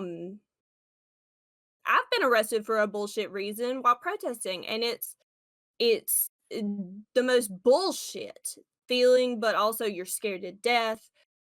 Anyway, like, just never put anybody in contact with the cops unless you absolutely have to. If it's your friend and you know that something bad would happen if they came in contact with the cops, you know, like, drive them to the hospital yourself. It's that kind of thing. Some people live lifestyles where they can't come in contact with the cops, and some people are people who are just naturally like going to be more likely to be victimized by the cops. Like it's a thing, and we have to be cognizant of it all the time. I might call the cops if I got robbed. Like if it was my car. You know, the cops can look up your car. And in fact, I think one of the later topics is about this. The cops can already look up your car. If my car was stolen, I'd probably call the cops because they would take it pretty seriously. If I got robbed from my house, I might not even call the cops because what are they going to do about it? Look around the area for 5 minutes, see if anybody dropped anything super obvious, and then leave. But yeah, that's how I feel about it. All right. Open to the panel. Yeah, I had think an that incident recently. anyone I just want to head this off at the pass. I think most people who say ACAB are not referring to like every single individual cop is a bastard. They're referring to the fact that the system of policing turns cops into bastards because that's the nature of their job. Whether they are personally or not, that's how the system kind of twists them into acting. So I just want to put that out there so we don't have to waste time talking about whether or not every individual cop is a horrible person, because they're not. So I actually have a first-hand example of this that's fairly recent. And some of you may recognize this story from the local news. So I asked that chat, if you do recognize this story, please do not link this story. Please do not say where this story occurred. This is my university. I don't want to sort of bring more attention to those individuals than they've asked for. They've kindly asked that their names be left out of these stories. So preferably don't put them on blast after I tell this story. But my university had an attack on their LGBTQ house recently. Again, you might have seen this on CNN and USA Today by a former fraternity. So previously, they had an LGBTQ house on campus. This house was torn down. A fraternity got kicked off campus for having minors and drunk people topless in their recruitment videos because they were dumbasses and arguably pedophiles. So they got kicked off campus, but the students are still at the university. The LGBTQ house is moved into their old house. Fast forward to about a week ago. It's the day before final start, what we call reading day on our campus. It's a day where there's no classes. And a lot of people get inebriated on these nights. But a lot of people are also studying hardcore because they have finals the next day. So a lot of students are in the LGBTQ house, a lot of residents, a lot of non-residents. When these former fraternity members, around 20 of them, storm the house. They try to break in through the doors and windows. They flash some of the residents. They scream, "This is not your house. This is our house. You don't belong here." Bang on the fucking flagpole where our pride flag is flying. Allegedly, one of them said they didn't even know it was the LGBTQ house. So naturally, when, as one might do when their house is being sieged by a bunch of drunk white men, this is probably the time when you should actually call the cops. So they did. They called the campus police, public safety. I'm going to call them campus police for the sake of this story because they are police. They are armed at our university. Most of those people leave when they find out the campus police are being called, but 4 of them decide to come back. The campus police completely ignore the people who called them and instead talk to these 4 fraternity members who were just minutes before trying to break into the house, pissing on our porch, revealing themselves in front of other university students, right? actual crimes, right? And they say, hey, yeah, guys, we can probably help you guys get into the house after finals are over. No big deal. We'll put you in touch with Chief Barilar. It's all great, right? Does not talk to the RA, who is on paper university staff, right? The RA has to beg to even get the gentleman's cards, right? Do not check if the students inside are safe. Take forever to even get to the call in the first place. Bear in mind, these people were trying to break into the house for like 10, 15 minutes. They called public safety. These guys took forever to get there, right? So they did everything right, as far as I'm concerned, right? These students did everything they could in that situation. Waited, tried to get these people to leave, told them, hey, we are going to call public safety. They finally fucking leave. They come back because they know they have institutional power and can negotiate with the fucking public safety. Now, luckily, those 4 individuals, after large public and on-campus outcry, and after we were blasted in national and international media, those 4 students in particular did not walk at commencement, right? These were seniors. Most of those seniors walked at commencement, right? Most of those seniors will probably never see disciplinary action. We now have an outside body coming in to investigate our public safety's response to that. Now, I don't particularly feel, and this was a violent situation, right? This is a situation where people could have been hurt. They had to batten down the frickin' windows, holding them down with their bare hands, just to make sure that these people could not break in. People could have very realistically got hurt. People did get sexually assaulted. And the police didn't give a shit. We called them, and they did not give a flying fuck. So, sure, you might call the police to the situation, but as we all know, there's a reason that so many instances don't get reported. There's a reason that very few instances that do get reported actually result in investigations or go to trial. If it wasn't because of these students and our vehement advocacy over the course of the past 5 years that we've built as a community, because we've been shit on repeatedly, this would have never gone anywhere. But this is the daily experience that we have to live with. Because we told the university, before they even moved us into that house, that this was something that could happen. And we are the ones who have to deal with the consequences. So that's my thoughts on that. Even in situations where it seems like it might be appropriate to call the police, even in situations where the police interactions don't necessarily result in violence against either the person calling the police or the perpetrator, that doesn't mean that it's going to result in a positive outcome. Right? And I think that's something that too often doesn't get talked about, right? We very often talk about all these instances that result in death, right? But most police interactions don't result in death. They can still result in brutality, and they can still result in massively negative and traumatic outcomes. I think that's important to recognize here. So, like, as far as what I talked about, somebody who is like affected by not being able to do anything because I'm directly traumatized by things that go on inside my door. How am I supposed to make use of that? Because I want an alternative, but the alternative is not accessible to me.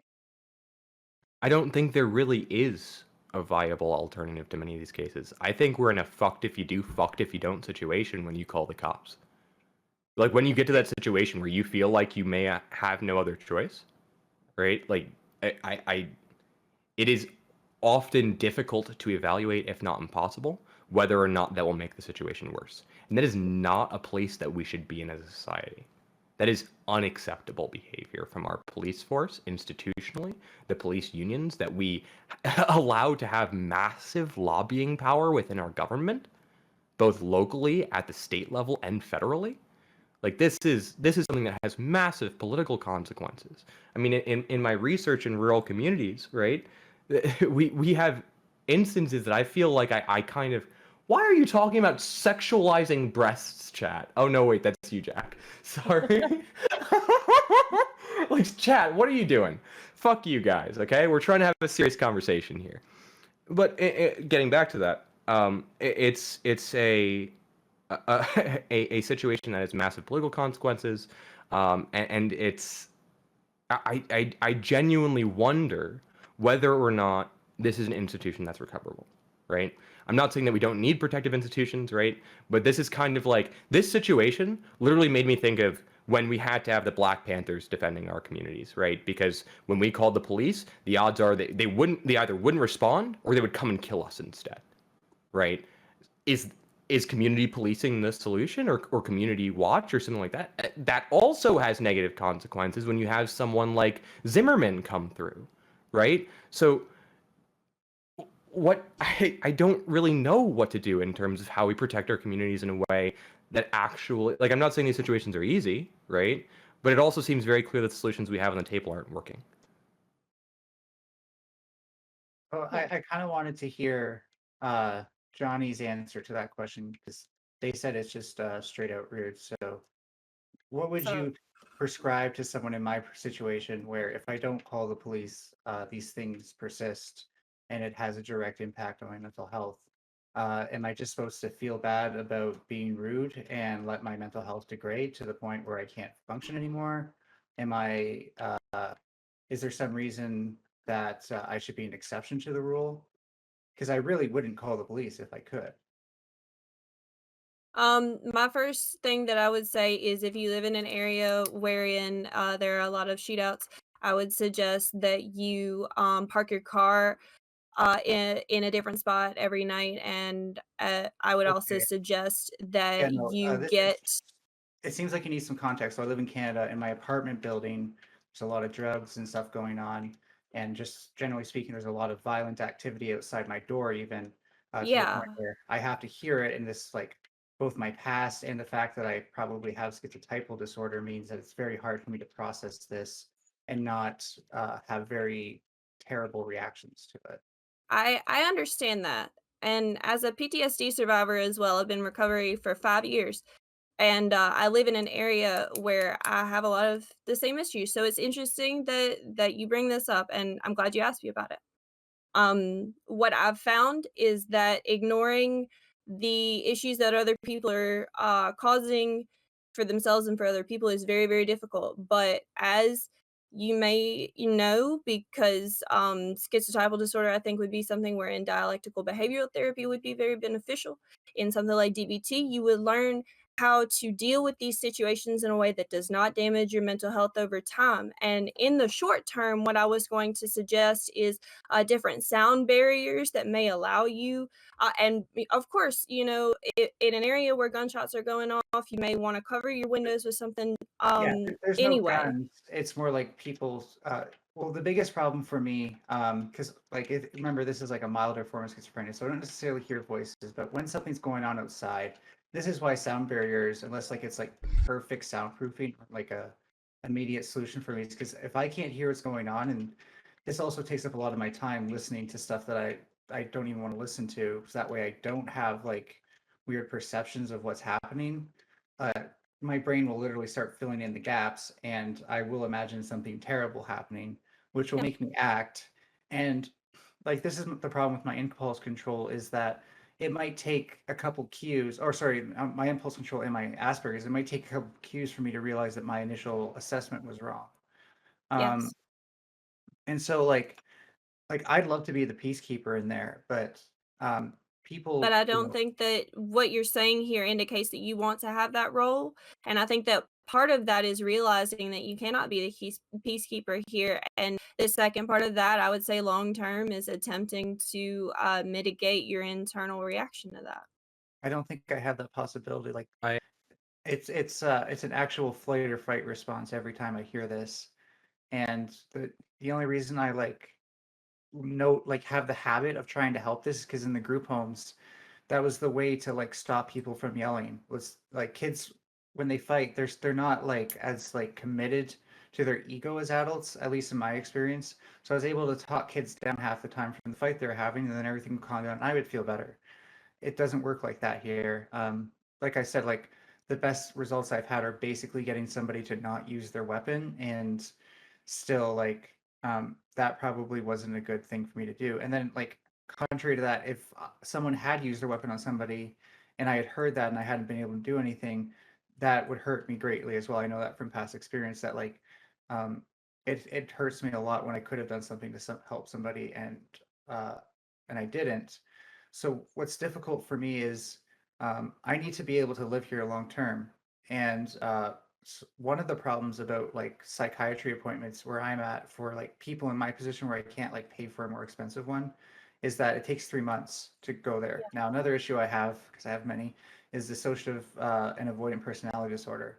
So like literally getting myself to even remember that that exists 3 months later, like you can say like set an alarm and stuff like that. Like I will dissociate from it and I'll see the alarm and then I'll see like the notification, but my brain will say, oh yeah, you really wanted to get to that because I'll probably be like in the middle of something or something like that.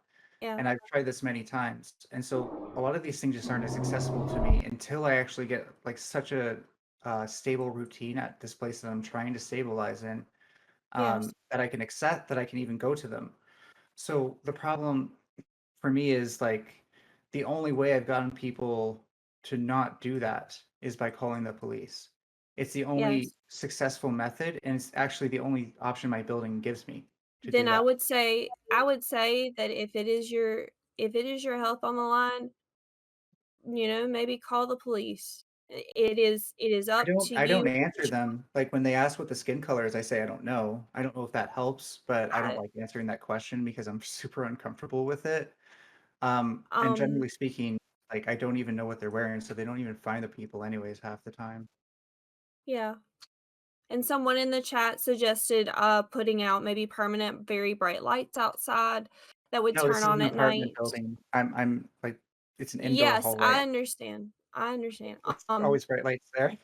Yeah. Actually, that would be good for the people climbing my balcony who, in that case, like I almost have to call the police because one of these days they're going to be climbing up that balcony to come into my door. And I feel like if police aren't called on people who climb the balconies here, then that's going to become like very common.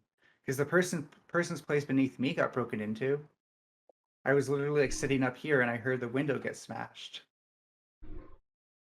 So it's like, what can you even do at that point? You can't call the cops, like, I mean, I the don't Canadian think police is also a very different situation. They literally have other like non-lethal force use is significantly more common within the Canadian police than it is the United States, right? Yeah, I just want I to saw make sure we someone. understand that we're kind of comparing apples and oranges here. Not saying the Canadian police are Oh, great, but like for example, they will respond to suicide calls with a social worker and a cop, not just a Yeah. cop going to What? respond to that kind of situation, Really? right? No, not Yeah. Wait, are always. you serious? Not What? always. Oh, is this? Then this might just be one province, but like there's Okay. there are multiple, at least one, if not multiple provinces that this is supposed to be the case. I just Okay. want to So say, It's like, not. to give the police here credit, like I've had my problems with them, and they're certainly not perfect. But here in London, like somebody was being arrested for a weapons charge across from me, and when they knocked on the door, we're like, "You come to the door with nothing in your hands. We know you have weapons." But he comes to the door with a potato gun in his hands, and all they did was draw their tasers. So like I feel like that was pretty significant where it would have been gone differently in the States, typically because there's so many guns there. to be fair, I yeah. should have used the language less than lethal rather than non-lethal, but I do believe that non-lethal options are also significantly more common. Like I know a guy who, very similar situation, right? There was someone on the balcony above who was wielding a gun, right? They had a gun, and they took this guy out with, I shit you not, a tactical beanbag.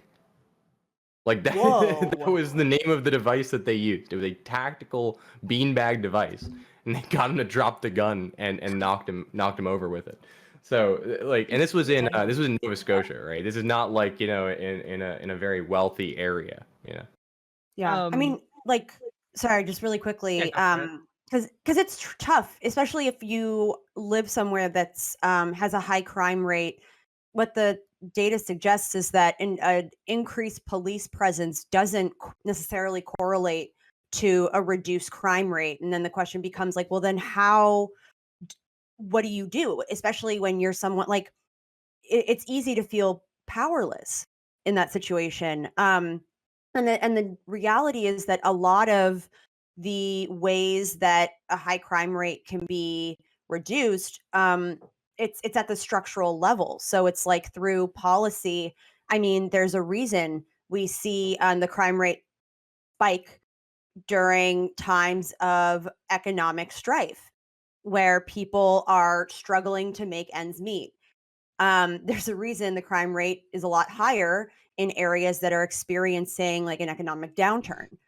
And a lot of that can be addressed. I mean, Canada does this far better than the United States, but just by providing ample services like access to healthcare, like affordable housing, like just anything that falls under that social safety net, so that people don't necessarily feel as though they need to turn to crime, or they're just less, they have less of a propensity to do so. And that's just what the data suggests, but it's hard. At least, and one more thing, you know, I have a family member who is bipolar, and we've had to call the cops before when they had a psychotic episode, manic break.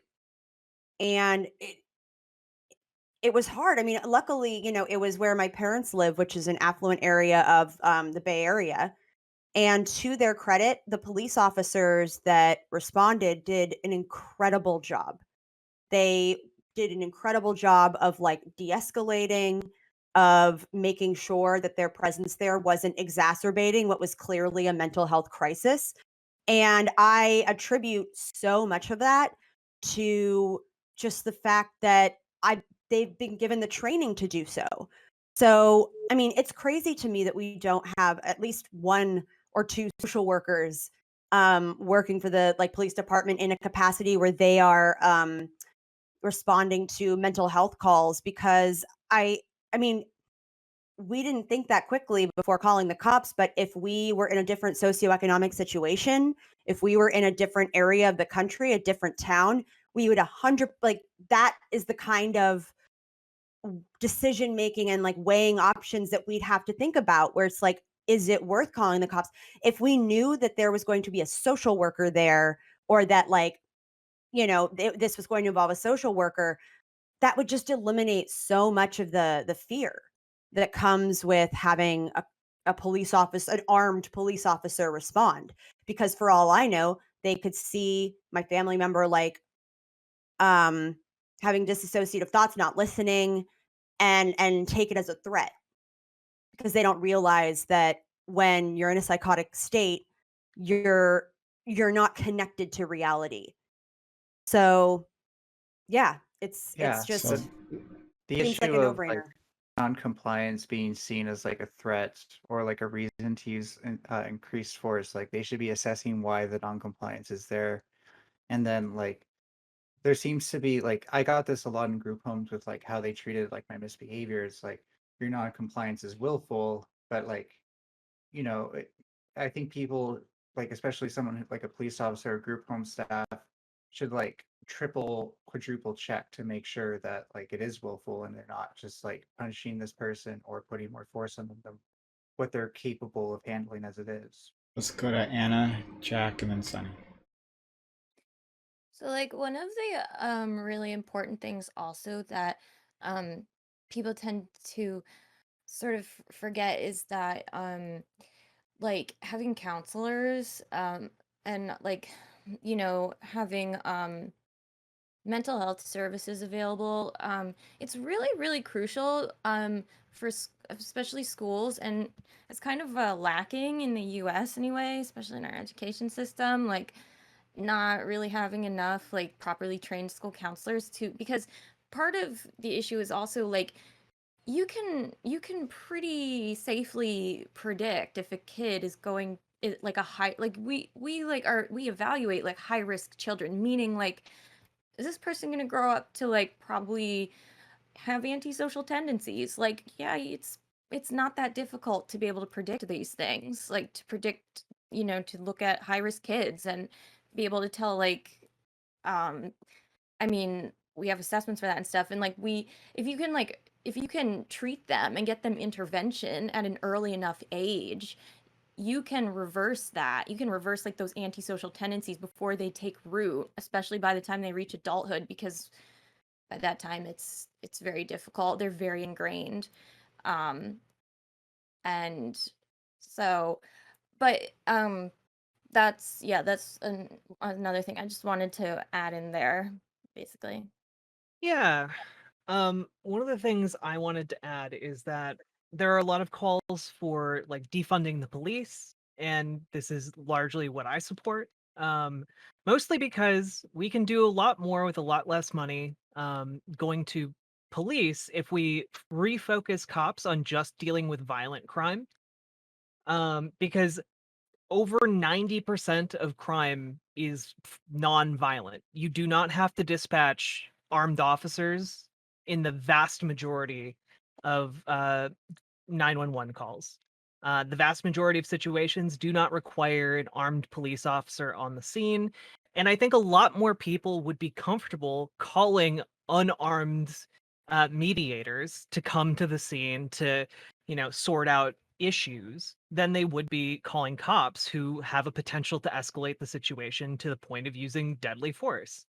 And I think that applies to like mental health episodes. I think that applies to other like just societal breakdowns that can occur sometimes due to lack of communication. And I think that overall society would benefit from that type of system. Maybe instead of calling 911, you just call 912. Okay. It can be real simple. You get the police department 2, Electric Boogaloo, the sequel to the police. And instead, like a social worker and a mental health counselor are like come out to your location, and they can be an impartial third party to like mediate a dispute or stop violence from happening because they are specifically trained in how to do that. And I think that overall, pretty much everyone on this panel seems like they'd be way more open to unarmed people coming to kind of mediate a dispute with special training than they would be calling a police officer.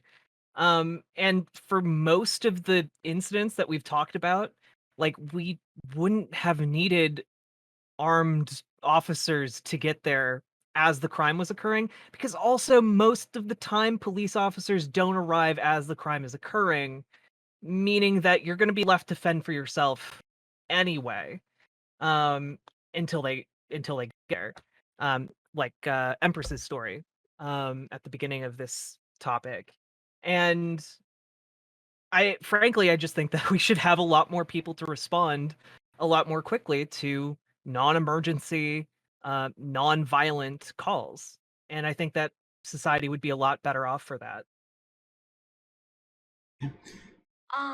So I just wanted to speak on this in Canada, specifically police showing up to mental health crisis calls in Canada.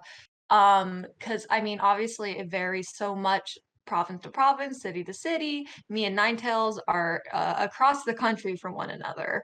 Um, think like Boston to Seattle, right? And in my city, just last year, I would be surprised if any of y'all saw it on the news. It was, being talked about. There was a nursing student from the university I currently attend who, in a mental health crisis call, uh, was, brutalized by a cop. That there's video from her apartment building of her being like thrown to the ground, handcuffed, and dragged through the hallways by her hair by the cop. And this was just last year. This was around June. Um, and it's true. It's a very upsetting thing. So in this case of social workers or counselors joining along, not present in my city where it would be incredibly useful. As a person They're who not a is perfect system, for the record. They do still sometimes result in violence regardless because of absolutely, overreactive police officers. So I don't want to absolutely, paint that as a rosy picture with the social workers. It's yeah, not a perfect picture. no, and like definitely having like one person on a call like this and the ease of not of unaccountability when it's one person, like that's what would have happened to this woman if not for these cameras, like flashback to all the stories we have of all the crimes committed by cops that we wouldn't have if it wasn't for the cameras recording them.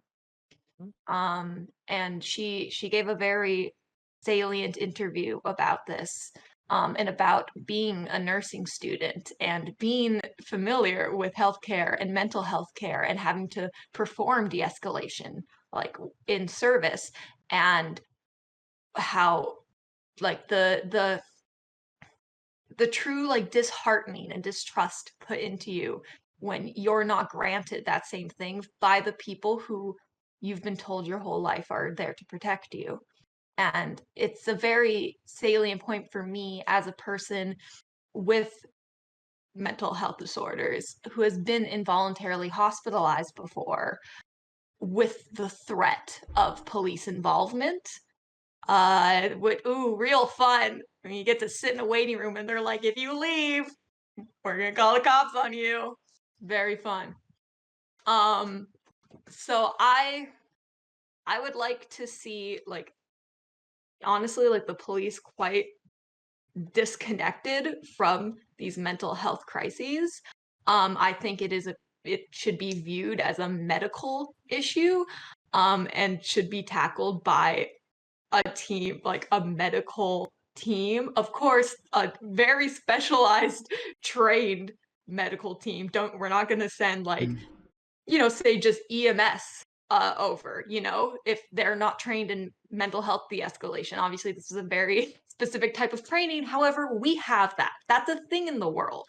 That's available. It would also really help if we just had, mental health care available to everyone who wants it. Like that'd help a lot. Even with our Need a lot healthcare of up that. in Canada, which is often heralded as so much better than America, mental health care still sucks. Still sucks big dong.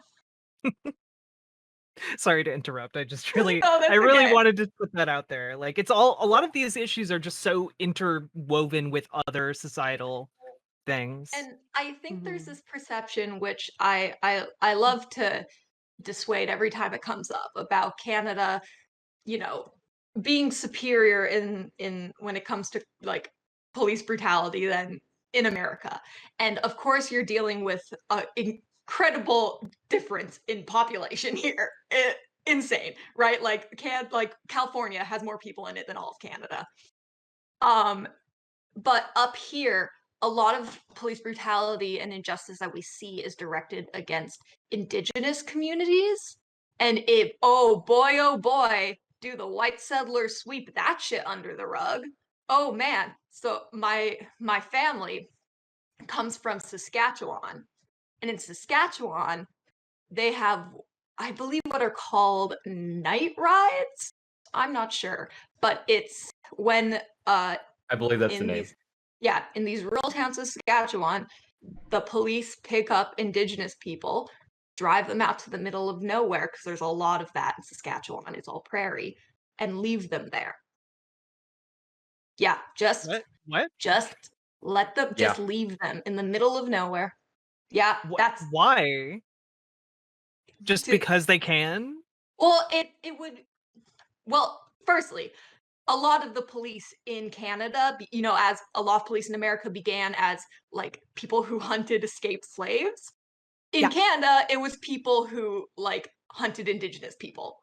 That's a lot where a lot of police groups started. Okay, there's still a high rate of uninvestigated murders of Indigenous women. Like this is still a very missing and active murdered problem Indigenous in Canada women. and the US. And also they have the highest rate of insane. sexual violence victimization, Indigenous women as well. Yep. I think Texas Black Correct. women, I believe. Yeah. It's completely out of control up here, and that it's often not depicted when people talk about crime, like especially when talking about Canada and America, because like it's one, all of our racialized communities face oppression from the police, but that's like a really severe one that needs to be tackled, and is needing there's a lot of conflict in tackling this issue, because there's so many cultural differences, and the Canadian government and institutions constantly pushing back against Indigenous sovereignty at every fucking opportunity. US. Yeah, and so it's it's not all hunky dory up here. Canadians got a really good way of hiding it. Hmm. It's your darn passive aggressive Funny how niceness. Western I was gonna say, you imperialistic mask white it in institutions politeness. tend Dude, to do it's the that, right? it's the politeness politics. Yep. That's a Mhm. purposeful thing to the air of like Canadians being like so nice, like oh my god, like you guys like It's so the silly. same. It's the same. It's Yeah. the same with the Midwest, where people say, Yep. "Oh, but people from the Midwest are so nice." I'm like, no, they are. They are. I mean, yes, kind of, but they are extremely passive aggressive, and you just have to know where to look for. I'm from There's this thing Minnesota, on Twitter a so little while like back. anytime Oh, dude, that's anytime people talk about this, I'm just like I have like Vietnam flashbacks to like Christmas dinners with like my extended family, where it's just like, you know, everyone seems chill, but it like right below the surface, you know, your aunt is like giving you small digs about something that happened 15 years ago that she's never going to forget or forgive. my That's what I'm fiance's from saying. White Minnesota as people well, don't so have I've real like talk. gotten a crash course in Minnesotan where they're never going to say, like, if you say something and they're never going to say, wow, that's a terrible idea or that's stupid. They'll be like, oh, that's different. Yeah. Yeah, Pretty we sure do that's that. like the whole Really? like plot to every conflict in Fargo. They're just all really passive aggressive there. Yeah. You're right. Oh It's my- a It 1000%. gets real Oh, geez. extreme. Yeah, betcha. Yeah, exactly. Oh, but like there was some discourse about this on Twitter a little while back in the I believe it came from a trans woman of color on Twitter. I can't remember the handle. And I was discussing it with some of my POC and non-POC trans friends. And it's like in white communities, particularly the communities that you're talking about, but you also see it in like the South as well, for example. There's not really this concept of real talk, right? There's like this polite, kill them with kindness exterior, and there's all that shit under it. But there's no way to talk about the shit under it. There's no point at which it's like, yo, real Just- talk, Prime, like you say some really weird shit sometimes, and I'm just like sitting here smiling, and I'm like, yo, look at that fucking Lantern Corps shirt. That You I'm want us to fucking be with you, right? But, direct, like, Empress? if I ever like need to talk to my POC friends, I know I can like just be like, yo, drop the bullshit for a minute. Like we can just get to the point and say what's really going on. But with even my own white family members, that just doesn't happen. There is no way to get below that surface sometimes, and it's a fucking pain in the ass when you have like in my case, white family members that are being racist towards you and your POC family, right? And it's like unfortunately in ways with other stuff tore my family apart, but it's more the other stuff, right? But like even in communities, right, we're seeing in rural areas you're having a higher representation of marginalized groups across the board, regardless of demographic, but particularly ethnic and racial minorities, right? And these become issues because it becomes a class issue, becomes a culture issue, becomes a race and ethnic issue, sometimes becomes an issue of sexuality, even when we're not even talking about queer people, right? It becomes an issue of sexuality, right? And gender. So it's like, and then this winds up resulting in negative interactions with the police, right? Like I was describing earlier. That was not the only negative interaction that my university and people of color or queer people at my university have had with the police. It won't be the last one, right? But the question is like, is there a way perhaps that we can talk about these issues in our communities and bring attention to these issues in our communities, right? At the local level that we can actually work towards implementing, right? Because it's great to talk about, how these issues exist and what we would do in those situations. But specifically, we've talked about social workers. That's a really expensive policy for a local police department to implement. Most schools can barely fund special education, like individualized special education as they're required to under the law. Like you'll have like 5 to 6 kids in a classroom with one speech therapist, right? So are there realistic solutions that we can implement affordably, or is this something that we just really need a federal stimulus to come around to, or are there kind of community-based solutions that we could look towards in terms of decentralizing and disempowering these kinds of oppressive institutions? That's kind of what I'm thinking about right now. Honestly, I don't think it's really that difficult. I think you cut down on the spending on police. You can use those savings to hire social workers for, I don't know, half the cost. Or like, hey, if you only don't need have to police pay for their guns. if you need police to respond to only 5% of the calls, then you can spend way more on the social workers to respond to the 95% of the other things that you need responded to. So you can cut down on the number of police that you actually need. So, I'd also look at how much they spend in terms of settlements. Like for the larger police departments, this I think would be like when you invest in training, when you invest in hiring the right people to do specialized jobs, you're also reducing the risk that they are going to fuck up or like overstep their power or whatever. Like, so I know for a lot of the bigger police departments, that's been part of their rationale for investing in more training and other things, because it's like, look, that also means fewer lawsuits, fewer legal fees that you're going to have to dole out. But I think like, yeah, we've been cutting social services in like local communities for so long and then just placing it on the shoulders of the police to handle. Like, it's not that there's a lack of funds, it's just that those funds have to be allocated properly. So rather than like buying excess stuff from like military surplus, rather than like, I mean, there are so many police departments that like, I feel like it's like every other year they have brand new fucking cruisers, like police cruisers that are tricked out, whatever. Like maybe instead of like getting them fun new toys all the time, we can hire a few social workers and like, you know, do In that vein, trainings. audit local police I department. want to. So first of all, I'll go to Sunny, and then Anna. Did you want to say something? Yeah. So we'll go Sunny, Anna, and then Jack. And I do want to try to move this conversation on to another area here. Quickly though, I wanted to say that in terms of that not being honest and that passive aggressiveness, the Japanese have a name for this, right? Like, because it's like a very real thing in the society. Always do. It's honne and tatamae. Honne being your real feelings, and tatamae being the mask you put on in front of the world. And like, they're actually, it's a quite rigid system. I'll put the link in both the Twitch chat to the wiki.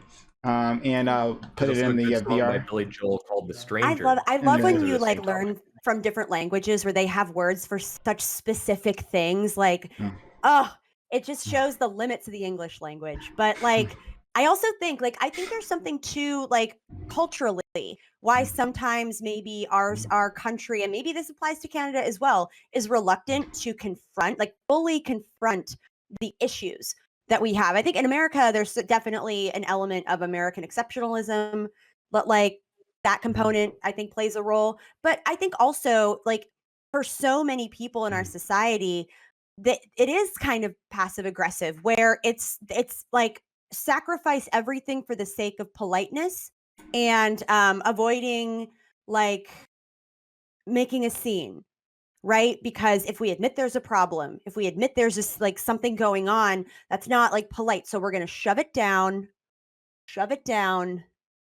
and pretend it doesn't exist and just like pretend everything is fine. And I think like I don't know, with my maybe that gender? extends What? to the So- discourse in policing. Let's go to Sunny, Anna, Jack. I'm really interested in how we go about actually like defunding the police to utilize that money for other things. In my city, they tried to, the city council lowered the police budget by 1%, and they threw a hissy fit and just went, no, we're not, and just didn't. Because they have that power. Like, they can just say no to city council. Like, and they just didn't. It's insane. So I'm very interested in that. For like what Maddie was just saying about how like our countries, kind of refuse to confront the issues with society. In Canada, there is our own brand of nationalism, and a lot of Canadian identity for like kind of Canadian nationalists, I guess, is that we're not America, like straight the fuck up. It's cringy. It's like, oh my god, can we find something else, guys? I mean, also like good for you though, but like that's the thing. That's the thing, though. We're so similar. And like, sociology student, I had to take a course on Canadian society, and that was like the first question is like, how, like, are we really that different from America? Like, it's a huge thing for Canadians about being not American, because Americans so bad, and That's really use that insane. as an out for like, we're not that bad. Like, oh my God, what do you mean? We have like no videos from Canadian police officers killing Black people, and then forget Because about you have no Indigenous body people. cams. Yeah, no, that's a fascinating like psychological phenomenon when it's like so much of your national identity is just relative to your neighbor. Yeah, it's based upon like what you are not, you know? Yeah. Yeah. I There actually was took a That's class in actually. college, Oh, sorry. one sociology class I took, political sociology, and it was called Race and Politics in the United States. So I relate to Might be having relevant. one So class. let's go to Anna and then Reverend Bolt. Oh yeah, I was just gonna say, you know what? We have that in the U.S. between the North and the South, like the northern, because like I'm on the northeast area, and like there's a lot of that. Like, well, we're not like the southern states, we're not like the deep South, like they're racist down there. We're not. Like, there's a little of that in the U.S. too, kind of. But anyway, what With I was peace gonna and love, y'all, we're doing okay down here. peace and Like, love. honestly, I have never I know. experienced racism like I've Sorry, let experienced the let casual Anna racism finish your of point. Yankees. Let No, Anna it's finish. okay. I'm Your sorry. Okay. Listen, so many people Oh my had God. mass exodus from San Guys. Francisco to Austin. Guys, So like I get it. let Anna finish your point, It's please. okay. I'll mute I myself. was also just gonna say that, like, okay, so I might be the only one on the panel that I don't really know about the whole, like, okay, so, like, look, I'm not super knowledgeable about this, but like the whole defund the police, I'm not certain of how I feel about that, just because I feel like, wait, don't we need that funding, like, maybe because like they need like more training for like de-escalation, and like we also don't we need like police to have more like have more mental health evaluations to make sure that, I don't know, I mean, that is kind of a big issue of like In people like with certain personality traits that we know for a fact is really not good for for police to have, like Chauvin, for example. Like, he would have scored very high on the dark triad test, like, I can definitely, and I think he might have actually, there was some talk of, anyway, like things like that where we can like use the funding to like have more mental health evaluations for police officers to make sure that, like, there's police officers like, okay, well, this person has like too much trauma and like they probably shouldn't be on active duty, things like that. I don't know. So yeah, I'm a little well, not super like knowledgeable on that, but from like my opinion with defund the police, I don't think that like the funding should be given to the police to make them better at handling mental health care crisis. I think the funding should be taken away from them so we can create a completely separate entity that specializes in that. So like that's what the right, yeah, I funding is agree with for. that. But I see what you mean, that there is work to be done with Yeah, like, and I also agree that there is a utility, and definitely in our current society, of a force for of police enforcement. Sometimes you do need that. It may be seldom, but there is examples we can come up with where it's a solution for some things, or maybe there's not a better one at the moment. And that, at the moment, police are in so many ways unequipped to deal with the issues in our society and to actually help people. I struggle to like believe that the exorbitant amount of funding that they currently get could not just be allocated properly. yeah, because I still want police to be able to de-escalate even when dealing with people being Yeah, violent, that's because their it's not main necessary that they job. need to use like force, like even Yeah. with people being violent.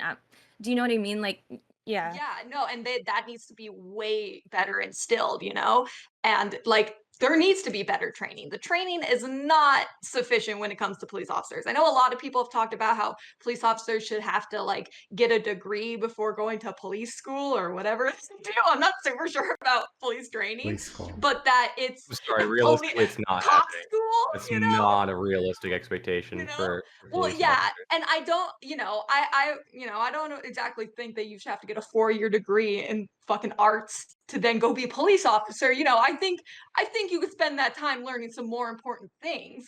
But I do think there needs to be a greater extent of training, education perhaps in like police training.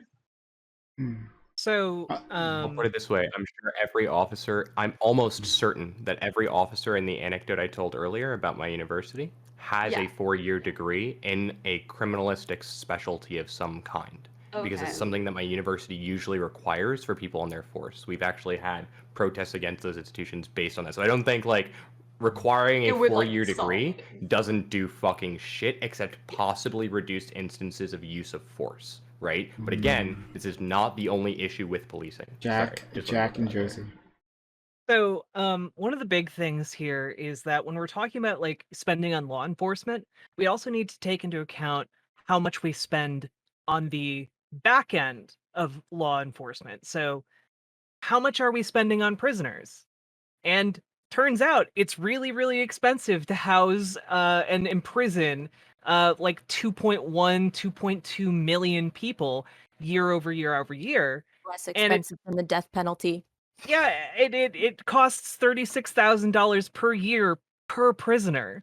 So, even if we half that number and didn't do anything to the police budget, and by the way, we can have the number by just releasing non-violent drug offenders. Yeah. Yeah, that Um, too. There's so many. And if we have that number, we could literally just immediately hire like 1.1 million or like, I don't know, 800,000 social workers Could to you take up imagine? this new burden. And also it's worth noting that police spending is the highest it's ever been. Like exponentially so, because every single year police departments advocate for more money because in their worldview, more money means greater safety, except that isn't really the case. And so And there's, honestly, like, we down, could like, just riot gear like and stuff. we had a nationwide police force in the 1960s, and we were spending literally 2% of what we spend today. Now, granted, America's a lot bigger today, but the argument that it should have expanded by so much, by 50 times its size since the 1960s is, I think, pretty ludicrous. And I think that we could probably take a look at how much money we actually need and how much spending we actually need to allocate if those police are then only responding to 5% of the calls while social workers are responding to 95% of the calls. And so if the question is where the money should come from, I think we can largely look within our current legal systems for where the money could come from. And I think overall the results would be way better for everyone because there's really no reason the United States has to be the most incarcerated country on the face of the planet. Except Where are that you we have a gonna get private all prison the cheap industry. labor? Well, yeah, exactly. That's it. Because of our private industry, and private How companies else make would we money fight off the forest government. fires, okay? It's Smokey Bear literally needs you. it's literally just another example of how the government subsidizes private corporations by essentially giving them slave labor. So yeah, maybe we shouldn't do that. Just Also, a maybe thought. get rid of private prisons, dude. Yeah, that Supposed too. to That would be good. decriminalize. Okay, and I'm decriminalize sorry. drugs. Just to Supposed to really decriminalize quickly drugs. interject here, the problem is not private prisons. The problem is the U.S. prison system. Okay, Oh, the- private yeah, prisons make up yeah. the vast minority of U.S. prisons. They are a major problem, but almost all U.S. prisons engage in virtual use of slave labor. Right. Yep. This is a public policy. This is an issue with all prisons, and this is like one of those things that like we don't talk about enough. So I just want to make sure we're Josie? clear on that. Yeah, I would just done? Yeah, true. I just I want just want to clarify one last thing. Mm. The difference being that like government-run prisons, I don't believe have giant lobbying arms. Now, maybe I could be wrong. They do. They do? But, like, public prisons Yes. have lobbying arms? Yep. Really? Wait, the Yeah, government lobbies through itself? both public sector unions and through private Unions special are interest like the groups. primary. Okay, gotcha. That makes sense. Sorry. Think That was not about all connecting of my the brain. money that is. Think about all of the money really quick that is funneled through the contracts that go out to the people who help run the prison, like janitors, and that's all. And also the contracts to the institutions that rely on the cheap labor they get from public prisons, because it's not just private prisons that do that. Private prisons are more responsible for like the high levels of infractions that keep people incarcerated and incur massive amounts of debt. That's a worse problem in private prisons, but it's still a problem in public prisons as well. Okay, let's go to Josie. Waiting very patiently. Okay, no, it's fine. I've kind of just been sitting here absorbing a lot of things. So I'm gonna take a more of a meta approach because what everybody's saying is pretty based. Everybody's saying like the things that we're all supposed to say, and I always feel like these conversations when we talk about police issues always kind of turns into this, and it's kind of just like us kind of just saying, yeah, police suck. Yeah, like let's defund them. Yeah, let's reallocate resources. Yeah, let's ban prisons. Let's do training. But these are things that have been being said for like decades, and so for me it's like I don't know. That's why I kind of just let it, like I just let people talk, because I don't know if it's like a situation where the audience doesn't know these arguments, because usually like when I see these arguments, when I see these conversations, I usually see it with predominantly BIPOC people. No offense to anybody here. So it's like one of those things when when we talk about these issues, we need to really start thinking about the policies, right? And I know it's super nerdy and like policy points of views, but like, we take a look at like the big wins that we've had in like recent, I guess, criminal justice would be like banning the death penalty in California de facto with the Gavin Newsom's like signatures, or some of the fact that we've had, defunding of police and creating that narrative. But really, I think in the future, maybe we could talk about how things have shifted as a whole. For the fact of the matter is, like, now we can actually say, like, reallocate resources to social services, that people are now more educated on these topics and we can start talking about those things, are very, very critical. And when we talk about like the personal anecdotes and everything that happens, yes, of course, like crime is shitty. Crime is always going to be crap. And it's always a problem, and we always have to try to figure out what we got to do. And like sometimes the police is there for you and most of the times it's not, and that's, I think, the greater point of what we're trying to get here. So for me, it's like I don't really have a lot to say, because I think really like everybody kind of covered what we were trying to say here. But like there is just so much involved in this system. I mean, in the United States, we have more incarcerated people than any other nation. We only have 5% of the entire population of the world, yet we have, I think it's like, what is it, 60% of the world's population of prisoners or more. So I haven't thought about that stat in a while. So really there's an entire industry that is built on policing, and that's a big problem. But we just really need to think about like, okay, how are we going to solve these things? Like I've heard things like de-escalation training, I've heard things like that. And yeah, I don't want to denigrate anybody here. I think these points are super important. That's why I haven't really said anything, because it's like, yep, yep, yep. So I did So- allude to one policy specifically earlier that I Yeah, didn't but I'm like, not- really elaborate on, which is Yeah. audit the police. If you're Yeah. about defunding the police, like there's pretty much only one state that I can think of that's done pretty much statewide audits of local police departments, and that's New Jersey.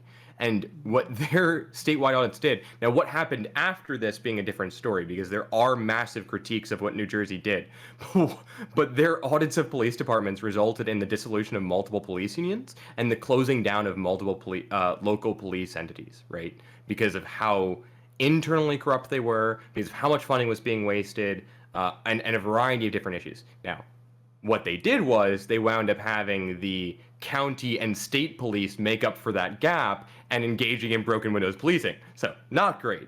But, right, if you actually want to defund the police, audit them. They don't want it. They actively fight against this because they know how bad it's going to look when they do, because what they'll do is they're like, oh, end of year budget's coming up. let's go buy 57 Glocks, right, and a few rifles, right, and be like, oh, we need more funding. See, we spent all the money, right? And I'm not bagging on them for doing this. Across the board, government institutions do this, but of course local police are doing the same thing, which is how they're able to justify asking for more and more money each year, right? So, if you really want to like talk about defunding the police, this is probably the biggest policy that we have to push for specifically, because police unions don't want it, local police departments don't want it, state police departments don't want it, because they know they will be exposed for their reckless and ridiculous spending. Yeah, so I think that's I think that's definitely a good idea. First of all, to follow the money. I would also say that it's not just a governmental thing. I was in corporations. I was in a department, and I was with managers talking about how we need to spend all the money so that we can just request more money. It's just, I don't know, it's a weird thing about, like, I guess accounting that people do, or when they make up their budgets, they're like, oh, well, you haven't used up all your last budget. It's crazy how often they don't get caught. Yeah. Like, you'd think they get, it sounds so dumb simple, right? Like, how do they let them do this? Yeah, but like, well, no, I'm just not even from like a waste perspective. It's just, well, when you're drawing up budgets, right? When you're going to cut a budget, you cut from the department that didn't use everything, right? Oh, you didn't use everything. That's so clearly you don't need more or even the same amount. So to justify keeping at least the same amount, they use all of it, the entire budget, rather than having something left over, right? Because you're not incentivized at all by coming in under budget. So I don't know, it's just a weird thing. So I actually don't blame the police for that particularly. Just correct. I don't blame them for it. Different incentives. Yeah, give them incentive for that. But in terms of these solutions, right? And how, like, I guess how old these things are that we're talking about, that Josie brought up. I thought that was interesting. I remember President Obama, he formed a commission, right? It's like, oh, well, like the country became more aware of what was happening during his administration with the proliferation of these smartphones, right? And so he formed a commission led by police chiefs, and they came up with some recommendations, and those recommendations were put into action, as far as I understand. And then Minneapolis, right? George Floyd is killed. Like, they were under that pilot program, like, coming out of the Obama administration. So like police, right, aren't talking about like radical change, right? It's what all you guys were talking, well, some of you were mentioning, in terms of de-escalation, or just like more training, more mental health training, whatever that means, right?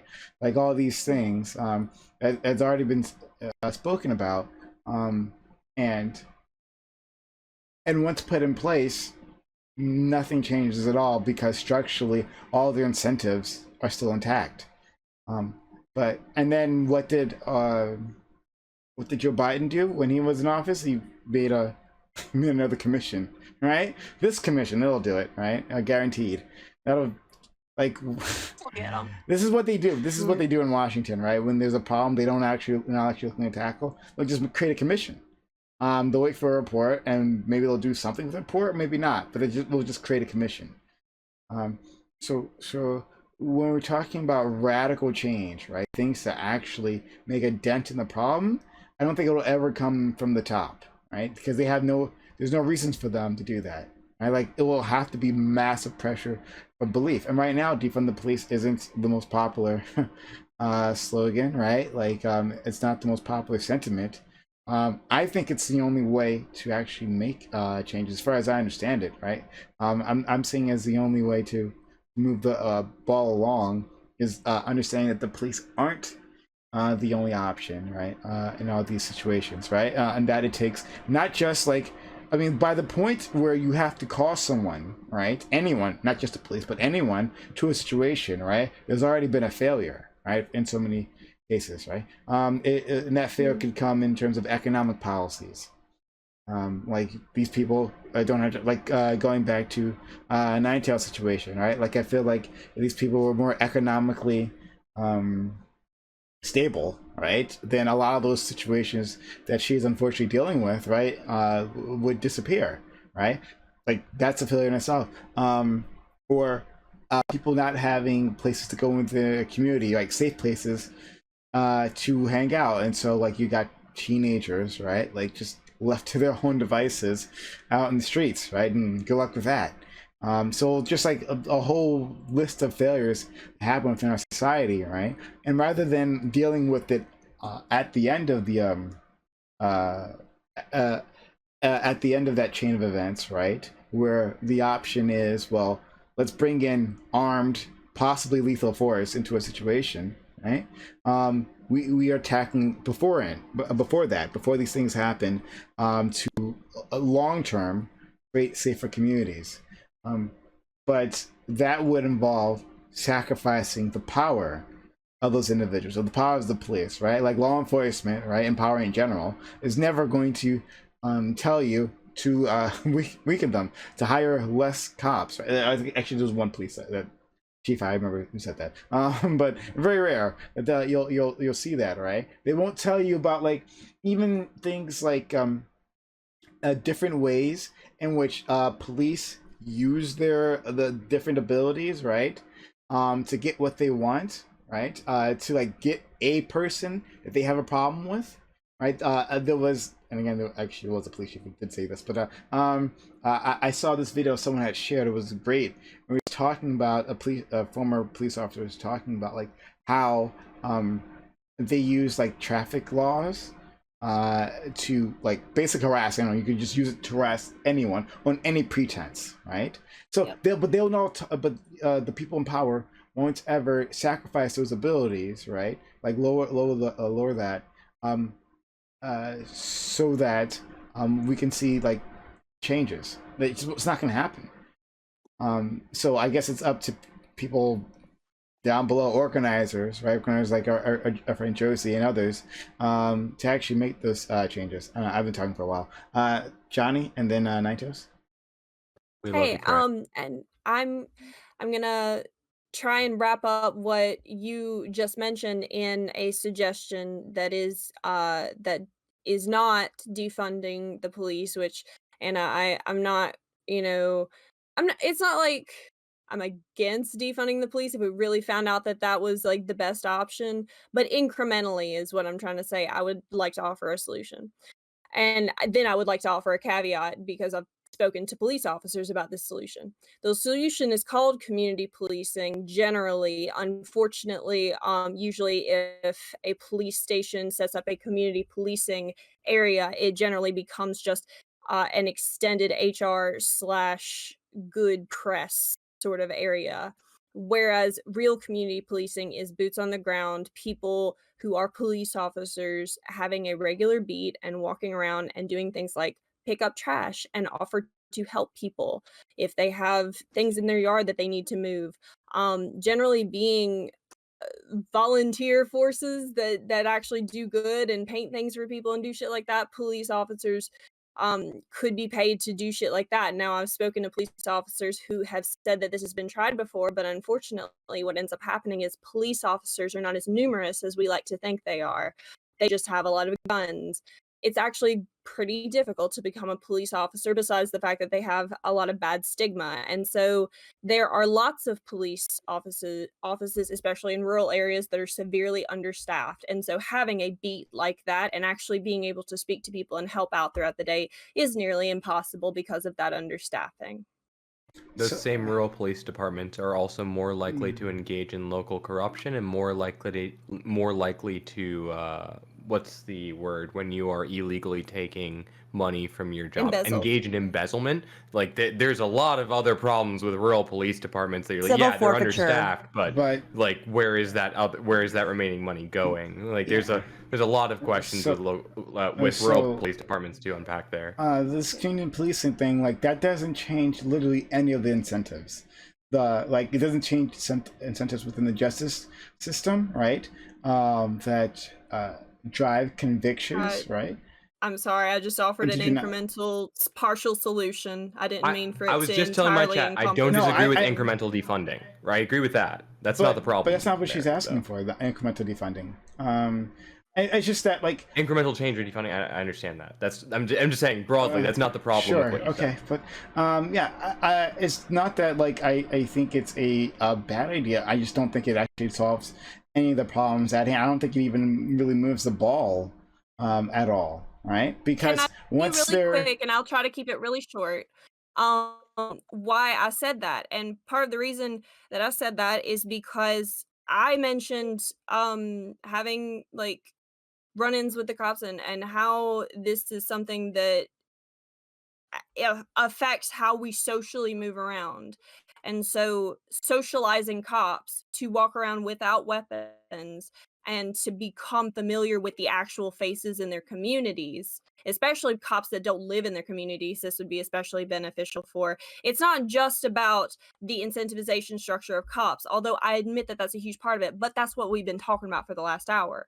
What I would like to speak about is how, and what I just feel like I offered a partial solution for, is how communities themselves feel and are nervous around and interact with cops. And socializing people in this way, I think, in offering police officers as solution handlers and people who can help you pick up trash and people who will stop you on the street and say hello today, I think Johnny, that would be I'm an a local incremental police officer, social right? solution. but I'm a local police officer, and I'm engaged with my community. You don't look like you're from around here. I've never seen you around before. I'm Sure, engaged okay, in my community. I I'm now going to apologize pick for on and trying to harass offer you. something. Whatever that bias may be, happen to also be racial a lot of the time, right? Like there are many local police departments that are actively engaged in their communities. This doesn't fix the racial or gendered or queer-phobic issues they have. Right?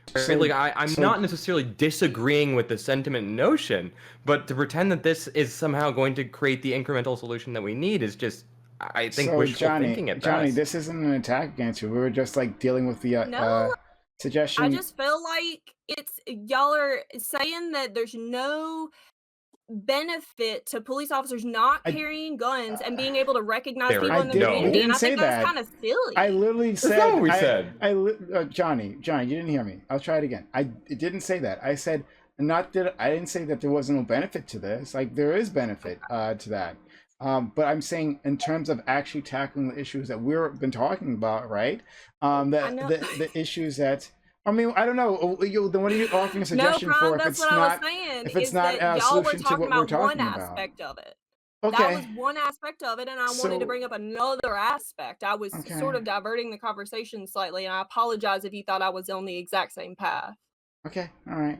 But I don't know if I would want police officers to walk around some of these neighborhoods without guns, right? Like, I wouldn't want to put their lives in danger that way because they actually might need it. I don't want them walking around my neighborhood, period. I don't think that should be the job of cops. I don't think so. Yeah, With the prevalent of broken windows policing? You delete. Sorry, who said that? You don't believe that's the job of cops? Who said that? Oh, yeah. Sunny. Okay, go ahead. Yeah, I think there are so many areas of our society that need help. I think, like, why are we putting funding towards I guess if it was volunteers, I guess it's not really funding, but like still, like, for like cops to go and like pick up trash, and like why is this a cop thing at all? Why? Because they already are the people who are overseeing the prisoners doing it. So they're definitely trained on how to pick up trash. Yes, they are. Police don't oversee prisoners. Who do you think brings prisoners out to the ditches to pick up the highways? Cop. Not cops. That's not. No, hang on. So what cops do is the responsibility of a cop is to intervene when there is a call, resolve that particular situation, whether that requires use of force, whether it requires mediation, whether that requires incarceration, and delivering that person or people to the appropriate locations. Police, by and large, do not handle prisons. These are separate issues completely. Like, it's a completely different group of people. Like, Let's And go. people who No. work in prisons will tell you we are not cops because they're not cops. That's not a function they serve. That's not like they are I realize fundamentally it's not different like culture. that everywhere. That's how it is in Louisiana, but we are severely underfunded. So I appreciate that piece of information. Local prison, well, for like your local like prison where they bring someone for like a day or two, yes. But I'm fairly certain Louisiana also has regular both state and federal penitentiaries. So It depends let's on the not area, but yes, it is trapped something police in can be this. contracted to So do. Nine Tails have been waiting. Then we'll go to Sunny and Jack. Weird. Shoot. Yeah, so I was gonna add on to what you said, Prime, about like police not being like dealing with everything, and like everyone else who was saying that, it's like that's another component of defunding the police. It's not just like getting new professionals to do things. We can also fund the programs to keep people out of poverty and keep them out of these situations. I honestly think it's the same thing as the military. Like, why are you spending so much money to fight abroad when you can't even like protect the quality of life of people at home? And I think one of the failures of governments is that we kind of let them just go off and not actually like ensure our well-being like they were supposed to do. All right, Sunny, and then Jack. I want to get onto like what Prime is talking about here about like, okay, like do whatever to the police, but there's still this incentive for them like to cause harm, like, or like an opportunity that then leads to harm being caused. And you know, I guess like the conversation comes down to crime and how crime is perpetuated, how it's perceived, how it's enforced in our society, and how many of these crimes can, you know, be done away with or can be solved through other institutions or social services. There is a great deal of them that would limit the need for policing of these people. You know, for example, here in Vancouver, there used to be policing, you know, harsh policing against people who were using injection drugs openly, right? That would be a, you know, it would be a police incident, and it would often result in harm to that person. So, you know, on top of a bunch of other great reasons, Vancouver established Insight, a place where people can go to safely inject substances with clean needles, and then, you know, you don't have to, you know, there's much more oversight if there's the chance of an overdose. You know, it's like a sterile environment. There are nurses there. There is a system to promote rehabilitation and recovery there. Great system, big fan. I'm a big fan of decriminalizing drugs, like, period. That it so the crime statistics on drugs and the incarceration rate is insane to me. You know, being a medical sociologist and like being in school for this for some time. It's a That mental health issue. yeah, thank you. Yeah, it's substance use disorder. That's, you know, as it's, yeah. And that solving this issue cannot be done from police enforcement. It's a medical issue, you know, like what I was saying about the mental health crises. But this is like very salient, you know, and like how much, like, I'm sitting here trying to think about like, what do the police do? What do they fucking do? They they deal with people who are overdosing and people who are experiencing an episode with drugs or an episode with their mental health. Usually, like, I mean, this is my city. You know, these people are marginalized. These people are impoverished. And also, there's just a big thing in my city that the police are basically just like the homeless roundup. That's like half of their job in Vancouver is homeless roundup, is going into tent cities and just tearing them apart and just displacing people. That's what they do. They serve to just get these people out of the public eye, not get them to shelters, not get them housed. Only until recently have we actually gotten some policies in place of actually getting these people from their tents into hotels that are serve as apartments, but brand new. This happened during the pandemic, and I know that's a lot of the use of police in my province is just to disband homeless encampments.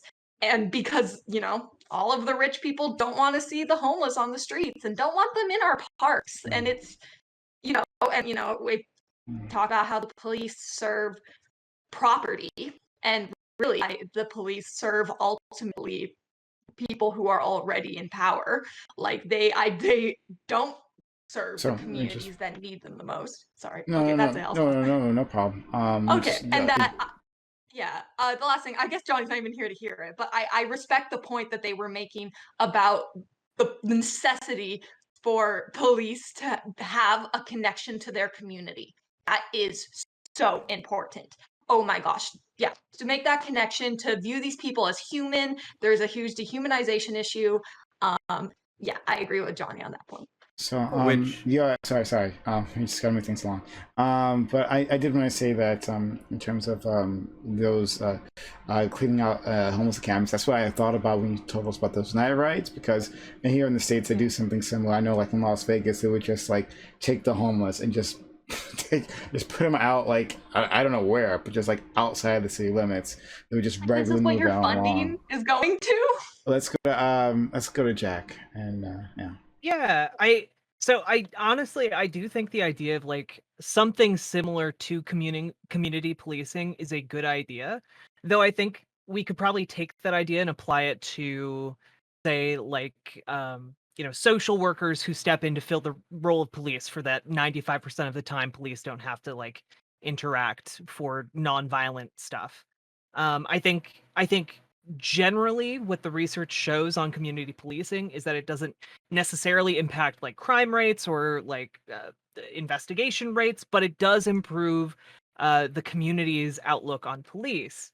And to just reinforce what Johnny was saying earlier, and I think that sort of tactic would be useful, especially when we're talking about like defunding the police and creating like Police 2, Electric Boogaloo, or like, whatever we call it, the social workers of the world uniting. Something like that.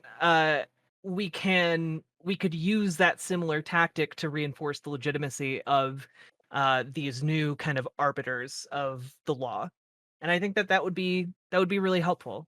So just kind of to tie that into what we were talking about a bit more clearly. I think there's a good thing there that we can employ for even better results. All right. So let's to my audience. What's going to happen now is we are going to roll into our open walk-on panel right after this, where honest members like you, yes, you may take part. So I'm first going to give an outro to all these great people here. And then we'll do that. But if you've just come along to this channel and you've been enjoying what you've seen, hit that follow button right now. Make sure notifications are on so you know I'm going live, because we give you a lot of content, 6 days a week of content. Don't want you to miss out. So hit that follow button if you have not done so before. So okay, I'll give an outro, then again we'll move on to our open walk-on panel. The stream is not ending. All right. So Empress, thank you so much for being here, for joining in and adding so much to the discussion, friend. It's always a pleasure having you around. Tell a little about yourself, and you can say any final words on the topic if you'd like. Yeah, it's always my pleasure to be on. I'll just really quickly say, as Ugly Pie alluded to at the end of there, right? This is why it matters who are in police unions and in police departments.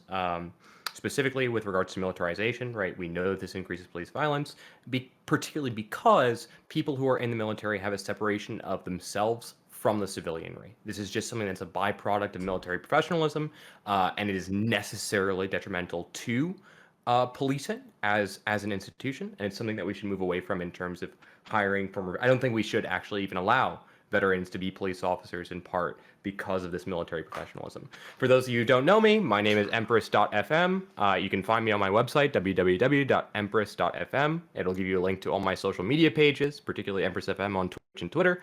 I'm a political scientist who talks about things she probably pretends to know more about than she does. I'm also on Discord all the time. You can find me at politics.gg, the politics Discord server, and the Twitch politics server, which is on that, like I said, link tree at the empress.fm link. So please do check me out. Do check out our servers. I'd love to talk to all y'all. Thank you so much for having me, Prime. It's always a pleasure to be on. Thanks so much. Okay. And sub to Prime. Why are you not sub to Prime? The fuck is wrong with you? Sub to Prime. And me. I don't understand it. It makes no sense. It keeps me up at night why everyone isn't subbed. Like the world over isn't subs. Doesn't make sense to me at all. Got you, Prime. Got you. Thank you. You do actually. Josie as well. Always love that you bringing facts and a very interesting perspective, like every single time. Becoming a bigger fan of yours every time you show up, Josie. So thank you for being involved and sharing all that. Yeah, and thank you for inviting me. Sorry I wasn't really active in that last engagement on that last topic, but I think everybody kind of knows where I stand clearly. And I also pasted my old website when I ran for Congress, specifically talking about criminal justice, so everybody can kind of see a little bit deeper in like what I wanted to see policy wise. Because I am a super policy nerd, like things such as banning the chokeholds in there, like de-escalation training, all the things that we've discussed. And that was just a small snippet. So if you want to peruse my former transition self, there it is there. I also posted it in your chat as well, PrimeCayes. So I am Josie, Josie Rose Caballero, and I stream on Twitch at Josie Rose C. And you can find me at all of my social media handles on that panel. I am a researcher, I'm a political strategist, and I have some knowledge of reactor nuclear engineering. So that's random, but yeah, I have that in the background in my head, just background there. So yeah, that's who I am. So I'm always trying to bring a high level of communication into just the streams that I do. We have a lot of fun. We also do community streams. We're just always trying to vibe and have a good time because in a world that we're just under attack at all times, I try to keep it lighthearted, but also keep it very factual and on the nose of what we're trying to talk about. So if you like that type of content, please come and follow and join the Love Nest. So thank you so much. Okay, thanks so much. Next, Jack. Again, one of our super guests. Jack. We're so happy to have you around for this. You were a lot of fun, as you always are, Jack. Tell a little about yourself. I am a socialist, lefty, degenerate streamer who talks about LGBTQ issues and socialism, how we can make the world a better place. I like focusing on concrete issues. And I also spend time debunking propaganda. So if that sounds like a fun time, you should head over to twitch.tv/riverboatjack.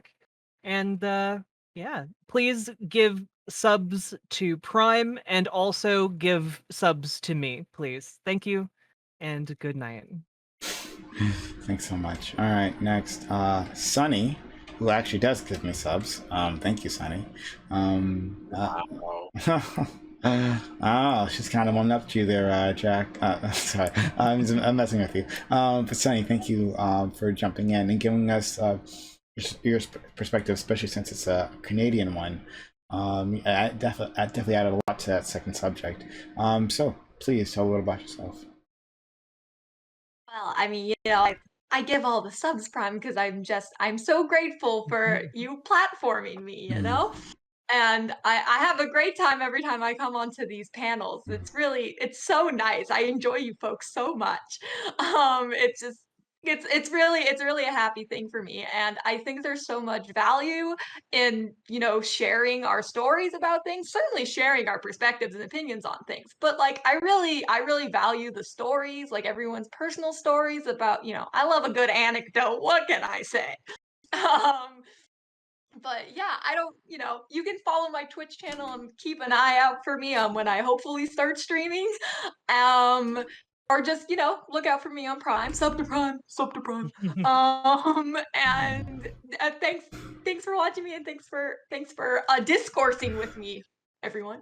Oh, that's awfully kind of you. Thank you so much. And Empress, thank you for forwarding subbing to the channel, or being giving the sub from buying anonymous gift, and then gifting 5 subs to the channel. That's incredibly kind of you, Empress. Thank you so much. Yeah, I practiced what I fucking preached. Call me out for not renewing my sub. I see you, Prime. I wasn't saying that. It was just, I'm just happy to have you here, in any capacity, right? But in the giving capacity is the best capacity. Okay, moving onward. Go to Anna. Anna, thank you so much. And Nair Socks, thank you for gifting another sub. Thanks so much. But Anna, thanks for coming back. And thanks for thinking differently. Thank you for having me back. Yeah, of course, yeah. I actually did enjoy talking with you previously. You have a different perspective, so which is extremely valuable. So thank you for sharing that this time. Yeah, thank you. Yeah, so I'm a variety streamer, and on Twitch you can follow me at Anne of War. And I also have Twitter and Instagram, which I never post on. So never mind. Just follow me on Twitch if you want. Okay, thank you. Well, fair enough. Short and sweet. And then the opposite of that, Maddie. Hello, Maddie. Thanks for being here. You're right. I'm so tall. There you go.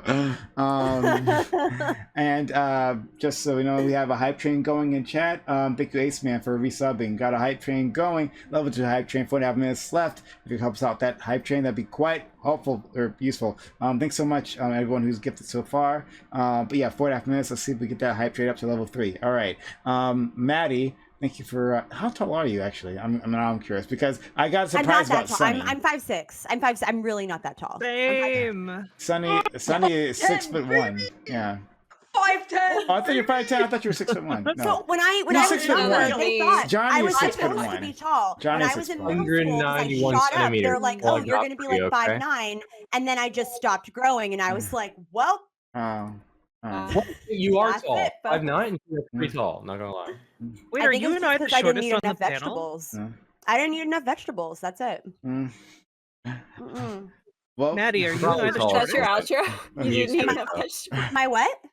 Are we the Is that shortest? your outro? Are we Is the that all? shortest? Are we with like a bunch of fucking? Is this literally like Amazons on Amazon Lily? Hi. Oh yeah, 6'3", deal with it. I'm 5'10", Oh, I'm 5'11". The talls. Oh, man. Queens. Ugh. Amazonian man, queens. I'm so jealous. Yeah. Yeah, Jack, we're little babies. I know. Like what? It gives me insane knee problems, so like it's fine. You don't want it. We're at level 3 hype train now. 4.5 minutes left on the clock. If you could keep helping us out, thank you, SA, for that donation. But yes, Maddie, thank you for stopping by as always. And I love the passion you bring to all of these conversations, every single one of them. So yeah, thank you for spending time, because I know you're a busy woman. You have other things you can be doing, but you spent it with us, so thank you. No, this is always so fun. I love Amazon Lily. It's my favorite. We have such great discourse. I actually had people in my chat as we were talking being like, "Oh, I love it. It's so great. This is like a debate where people actually make really good points and are having good conversation." And I'm like, I know. It's why I like come here every single week when I can. Like it was great. And like, I was definitely quieter this time, but it's because I was absorbing so much too, because people had really interesting things to say. And I always learn something new on this panel. But yeah, I'm Maddie Cakes. You can find me everywhere. On Twitch. I'm also on Twitter as Mads Maru.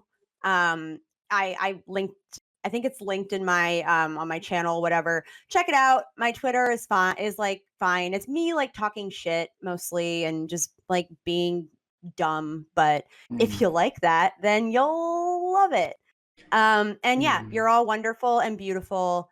And this was a delight. Thanks so much. And again, to my audience, we have less than 3 minutes left on the hype train. Can we get to level 4 hype Oh train. yeah, Need your sub help. to Prime, you fucking moron. Jesus Christ, like, are you kidding? Yeah. We need your help Do it. to continue this hype train. So please help out. Level 3 hype train. Can we get to level 4 hype train? 2.5 minutes left on the clock. Help us out, please. Thank you. Next, Nine Tails. Nine Tails. Oh, thank you as well. Gifting your. Oh, okay. Well, thank you, Leah, for the 30 subs. Okay. Well, Here we go, refresh that. Leah. Good Leah, job, Wow. Leah. Never seen that Awesome. many Oh, like, subs. she's Twitch politics sugar mama. And like We love her. Leah is a fucking angel. He's- He just gifted me like subs on 3 different channels this month. Like, Leah's a She's goddamn an- hero. Leah's a okay? She's an hero. angel. True. But thank you so much Our for being patron so saint. kind. Leah did the same for me once as well. Like, love Leah. We have Our 4.5 patron saint. minutes left on the clock. A level 5 Literal hype train. patron saint. 4.5 minutes left on the clock. 4.5 level 5 hype train. Can we get it? Thank you, Rosie, for resubbing with your Prime Gaming. Or Josie, Rosie, similar thing. Oh, okay. Well, Nine Tails is gone. We have 4 minutes Bye, left Nine Tails. on our level Thank 5 you. hype train. Can we get to the end? Please help us out. 4 minutes left on the clock. All right. Well, hopefully Nine Tails is she? Oh, she's not in the thing anymore. Hopefully she'll be back in a second. All right. Anyway, and we'll put her link in chat when we other. Johnny Scarlett, thank you for joining us and for always sharing, being ready to share your feelings about things. Right? You tend not to hide these things ever. Right? Everyone in the room No, knows absolutely. where you are, and I appreciate that. So Johnny, tell a bit about yourself. Hello, my name is Johnny Scarlett, and I am an educational and conversation-based streamer here on Twitch. I've been streaming since 2018, and we evolved into a channel that periodically reads from dead philosophers, and that's a good thing. If you find content that is going to instigate learning and conversation and content that I pride myself when I say is sort of like branched with Prime's content, because we have great conversations here too. I'm super proud to say that. Then please do sub and follow my channel, and please sub to Prime so that we can finish this hype train. And I loved having this conversation with you guys. Thanks so much. Very much appreciated. Okay, so to my channel, we're going to continue on to our open walk on pounds happening right after this. Anyone here, any of these lovely individuals can join us, but if not, that's okay. Thank you for spending your time, your energy, your knowledge, your passion here with my audience. I know they appreciate you as much as I do. Have a good one. Bye.